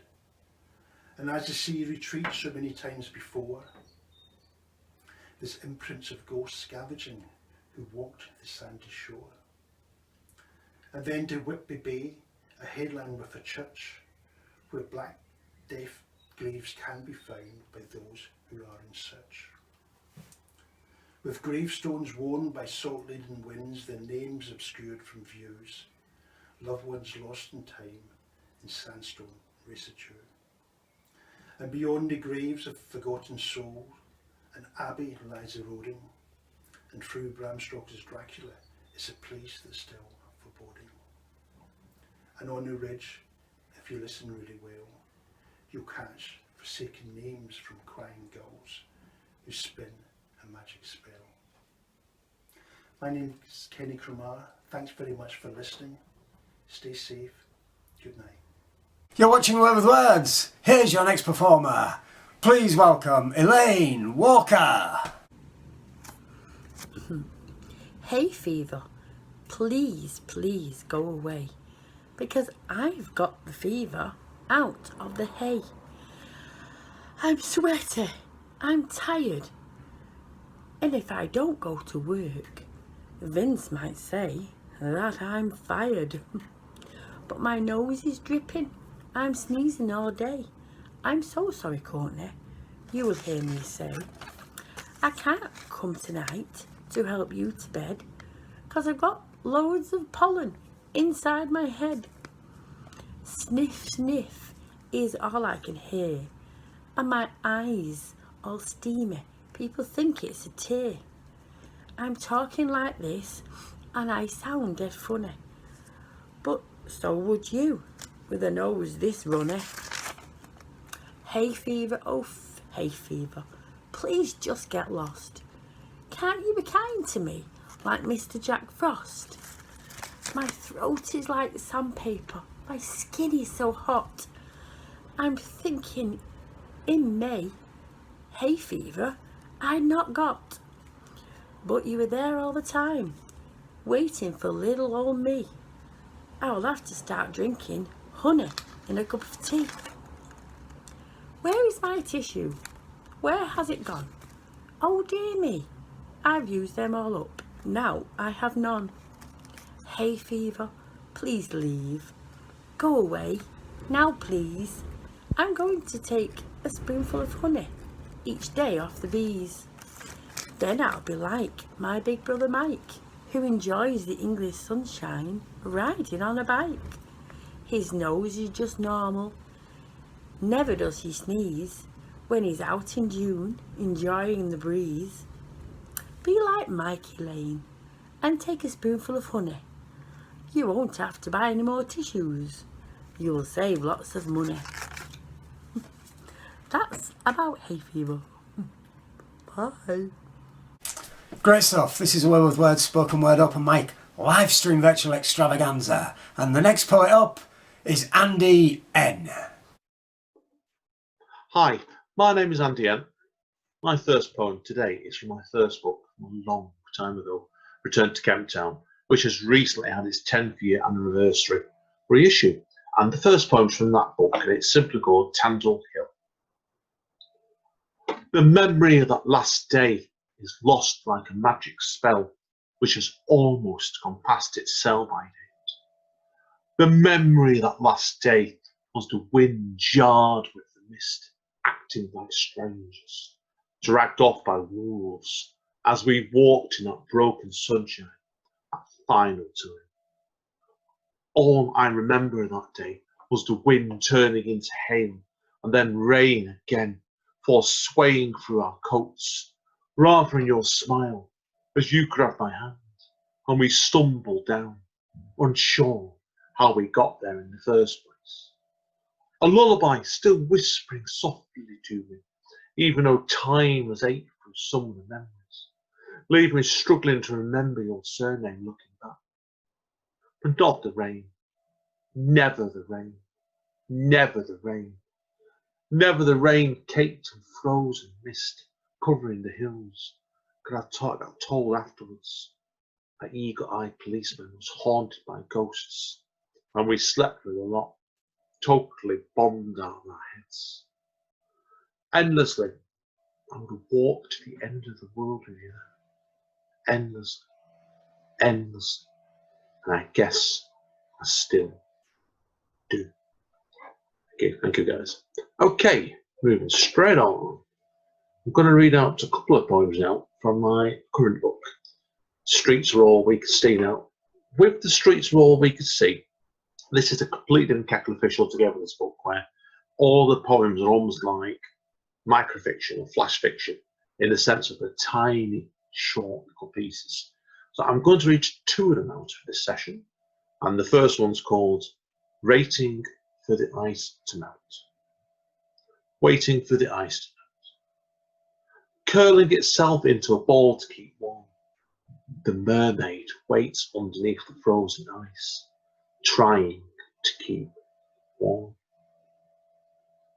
And secondly, feelings much closer to home.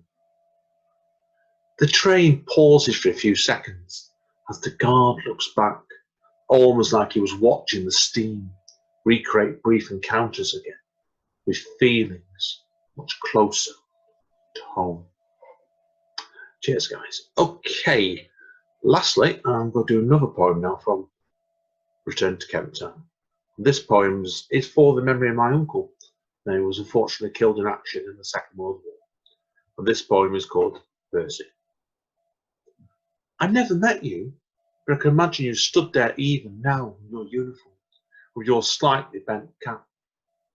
I never looked up at you growing up and said with a wide-eyed innocence, you're almost as big as a tree, all 6'4". Never served beside you through the mud in Burma, which must have been hell to crawl through, before being possibly transferred against your choice to India, where I like to think you imagined you were an explorer stepping into the unknown. Never marched alongside you every morning and night as part of the Fusiliers, or drank a warm beer with you on the rare occasion you were able to rest. I wasn't there. We went back for that final time and never heard you say, I'll write soon, and the letter only arrived after you had gone. I was told you died like a man, leading your men into the gates of the machine guns, which cut you down like the charge of the Light Brigade, and passed on so others lived to fight another day. I never knew you, but I can imagine you stood there even now in your uniform, even though we never met. But I could taste your thoughts, right up into the entrance of the embrace of shadows. Percy, Henry, Nicholson, 1918 to 1943. Percy Henry Nicholson, my uncle, 1918 to 1943. Thanks, guys. Enjoy the rest of your night. Take care. This is A Way with Words. Hope you're enjoying it, and welcome your next performer. It's Kevin Walker. Three men cast adrift and starving. When you cast adrift in a tiny boat, you lose all track of time, and hunger becomes starvation, but cannibalism's a crime. There were three of them in that tiny boat, lost and cast adrift, 'cause Obadiah had dropped the oars. No wonder the others were miffed. The fog, when it comes, is thicker than pea soup, more like porridge made by great Auntie Gate. It clogs up your lungs and sticks down your hair, and it undoes the buttons of your shirt. Colin took his jumper off to make a makeshift sail. He tried to catch a bit of wind, he tried to no avail. They say that an ill wind will blow no good, but it was dead calm on that foggy day. Not a gust, nor a breeze, nor a zephyr, nor a draught to waft them on their way. Three hapless old salts from Grimston Low, a hackneyed motley crew, cast adrift without an oar, and starving through and through. They'd bit their nails down to the quick for subsistence, and then they sucked their thumbs for nourishment, and said their last amen. It's no chuffing good, said Fred, who they thought of as a brother. I see no point in all three of us starving. We ought to eat each other. 'Cause when you cast adrift in a tiny boat and you've lost all track of time, hunger becomes starvation, so is cannibalism a crime. They regarded each other with pork chop eyes, this hackneyed motley crew, 'cause one of them was to be eaten, but who's to decide just who? Well, it can't be me, Obadiah said. I've a wife and kids, you see, and my ferret's just had a brood of kits, and they all depend on me. No, it can't be me, Obadiah said, as he eyed the other two. So make your minds up, I'm getting hungry, it'll have to be one of you. Now, Colin were one of them competitive types who couldn't stand to be beaten, and now they were playing for the highest of stakes 'cause the loser were going to get eaten. He said, it can't be me, I'm navigator, and I've a compass to prove it, he said. You can't eat me, nor Obadiah. So all eyes fell upon Fred. Poor Fred, his idea had backfired on him, 'cause now it was him to be ate, and he lacked the eloquence to defend his case, so he resigned himself to his fate. 'Cause when you cast adrift in a tiny boat and you've lost all track of time, hunger becomes starvation, though cannibalism's a crime. Just then, the fog began to clear, and it brought light to Fred's heart because he caught a glimpse of St. Rigobert's clock tower, and he realised just what time it was. He said, I know we'd lost all track of time, but it's just been an hour, no more, and it's only 2 foot deep from here, so we can walk back to the shore. In fact, he said, I can now see the chippy. We can get some scran there, perhaps. And there's now no need for me to be eaten. We can all have some chips and some scraps. So things aren't always as they seem, and it seems he'd saved the day. But they'd forgotten to bring any cash with him, so they ate him anyway. The ghost of our old granny. Well, the funeral went off without cause for concern, and the vicar did well in his role. He paid our old granny a lot of respect before bunging her down in the hole. Then afterwards, at the funeral wake, nothing but kind words were said. So why is it then that she's come back to haunt us? Why has she come back from the dead? It were on that first night as we got home that paranormal activities began. There were clattering noises from Granny's old chamber, like drawers being slammed with a bang. Dad said, either we've got an intruder, or as mice has got pit boots on, and the noises are coming from Granny's old bedroom, and we know it's not her 'cause she's gone. So we went in and saw the image of Granny, who'd always been scary and gross, but scariness took on new perspective now that she'd come back as a ghost. She looked just as she did when we laid her to rest, but with muck from a grave on her head. Dad said, "Mother, what's thou doing back here? Has thou forgot that thou's dead?" She said, "No, son, but I've just had a pig of a day as I worked my way up from beneath. Then to find that you'd left me in purgatory and had me buried, not wearing me teeth." She said, "I tried to get in upstairs, but they won't let me in complete. And I don't fancy downstairs, 'cause Grandad's still down there, and that's someone I don't want to meet. So now I'm stuck here in limbo, in toothless destitution, and I blame you for my predicament, so I've come back for retribution." She said, "I've come back to haunt yous, 'cause I really resent yous for having me buried, not wearing me dentures. So for time evermore there'll be clattering and banging and things that go bump in the night. But we aren't afraid, 'cause she ain't got her teeth in, and her bark's a lot worse than her bite." Okay, you're still watching Word with Words, and we've still got 2 or 3 great performers to come, and here's the first one of them. It's Julie Syricus. This is called Fuck Right Off. You can fuck right off with your fake working class bollocks, heroin chic and listening to Stormzy, with your carefully trimmed bushy beard, recycled clothes and preaching about veganism, vegetarian Doc Martens that give you sweaty stinking feet, trendy pubs where you discuss urban poetry and write shit stuff of your own to be performed at pub poetry nights and bore audiences to death, men pushing ethnic babies one-handed in expensive buggies, yoga classes so that you can be at one with the universe, and cafes who sell fair trade coffee with almond milk which tastes like shit. Do us all a favour and fuck off home to your bargain house in a run-down area and leave us scumbags alone.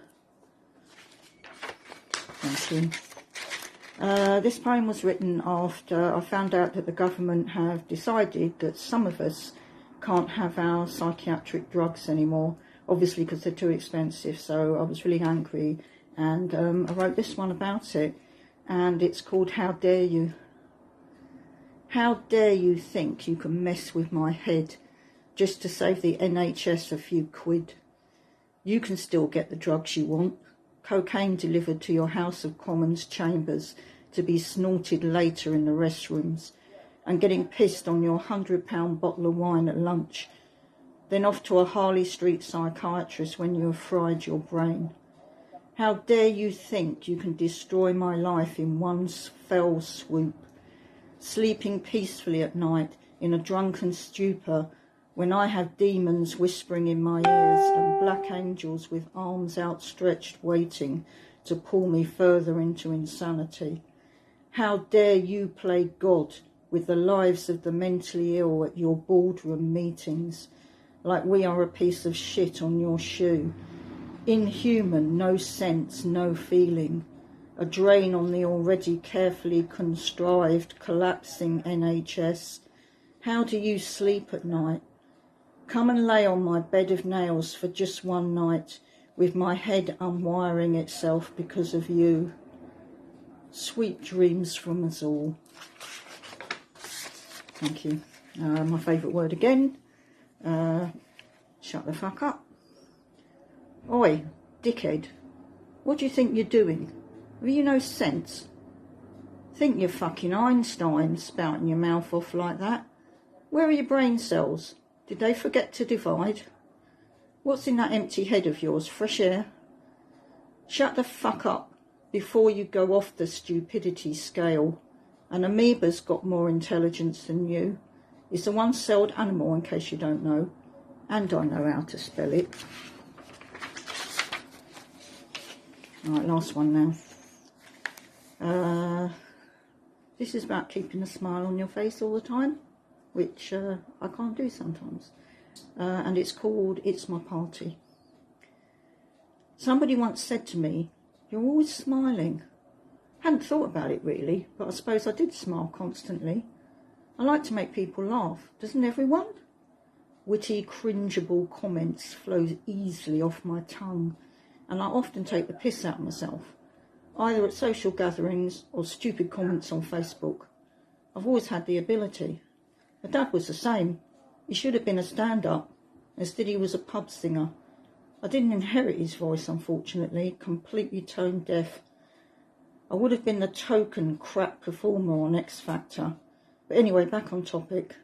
Yes, my smile is always turned up to number 10, and I see the funny side to everything. The sun has got its hat on. Hip, hip, hip, hooray. All the world's a stage. The show must go on. All that crap. But how long can a smile go on for? The tears of a clown. What do you do when the jokes run out?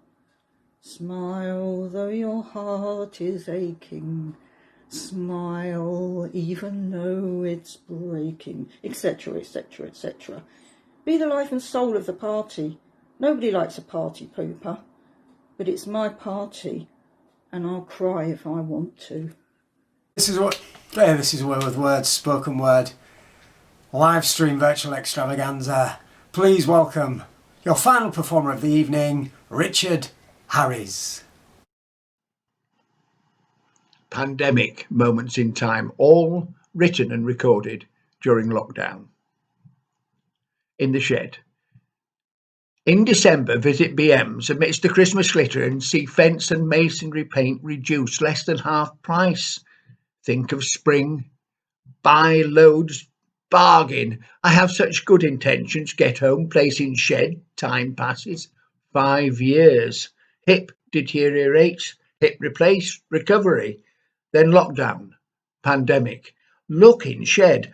Wow, enough paint to do the house, the wall. Enough fence guard to treat the fence and shed too. Oh, and the shed now half emptied. Feels like for free. A brush stroke. The stroke of a brush, wild joy, delight. Why? I finished the long garden wall, now perfectly white. I had run out of paint, so went on and treated the fence, treated the shed, mowed the lawn again. Pruned the shrubs, pruned the hedge, painted the front wall yellow, then the front of the house. Mowed the lawn again once more. But today, that stroke of the brush, that final stroke of the brush, finished the job. An achievement, bloody proud. Target practice. I struggled. I managed and painted my long garden wall. Brilliant white, the wall is white. The lawn is green, the lawn stays green, not a mark on it. How did the seagulls know? Know to use my wall, my very clean painted wall, as target practice. The wall is white with streaks of brown. The lawn, the grass, is perfectly clean. Needs to be done. It needs to be done. The tidying of the daffodils, but bloody hell, pulling and hacking, tugging and cutting, I'm knackered. I'd rather paint the garden wall. Time for a cup of tea. For a moment. Go to the bins at the front of the house, neighbours across the road out. Jason stands silent, vaping. Carol chatters to her neighbour who listens. Carol is loud as usual.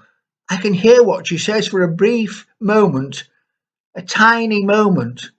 The world seems normal, with no isolation, no pandemic, just for that moment. Inside out, pulling jogging bottoms up, realise they are inside out. Continue pulling them, pause. Should I take them off, turn them right way round? What does it matter? Only my wife and a lad delivering a parcel are likely to see them. Tempted to be lazy, but think and decide to put them on correctly. Do so. Standards maintained even now. No big deal. A spot on the bridge of my nose. No big deal, but painful, especially as I wear glasses. So Eileen put small plaster over, aware there's a plaster on my nose for 5 days. What will people say? Will they make fun of me? Oh, people. Human beings have not seen or met any, so no one notices. Okay, so it's really no big deal. And now it's a lot better. Panic over a bin. Wheelie bin was out. Goes out more often than me now. Bin men came and emptied it. I put gloves on and put it away. Gloves put in bin. Then sat watching TV. What else? Man in hood takes my bin. He walks down the street. I come out shouting, bellowing, "Where are you taking my bin?" Repeat myself loud, fresh air.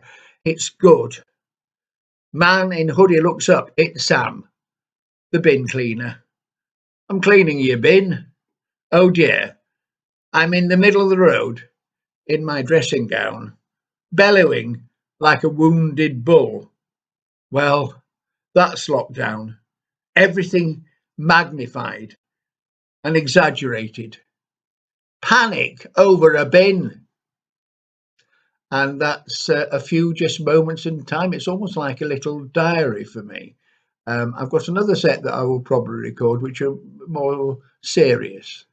I hope you've enjoyed them, and I hope you're keeping safe and well. Thank you very much. That's it. It's been an absolutely fantastic night. Thank you very much to all of the performers and people who've given up their time to record and show us their art. Massive thanks to our two special guests tonight, the brilliant Jenny Berry and the phenomenal Stephen Watt. They were both absolutely brilliant. Thanks very much to them. This has been A Way with Words, spoken word, open mic, live stream, virtual extravaganza. We might be back again in a few weeks, who knows. My name's Jim Higo. Have a safe journey home, wherever you're going. Thank you.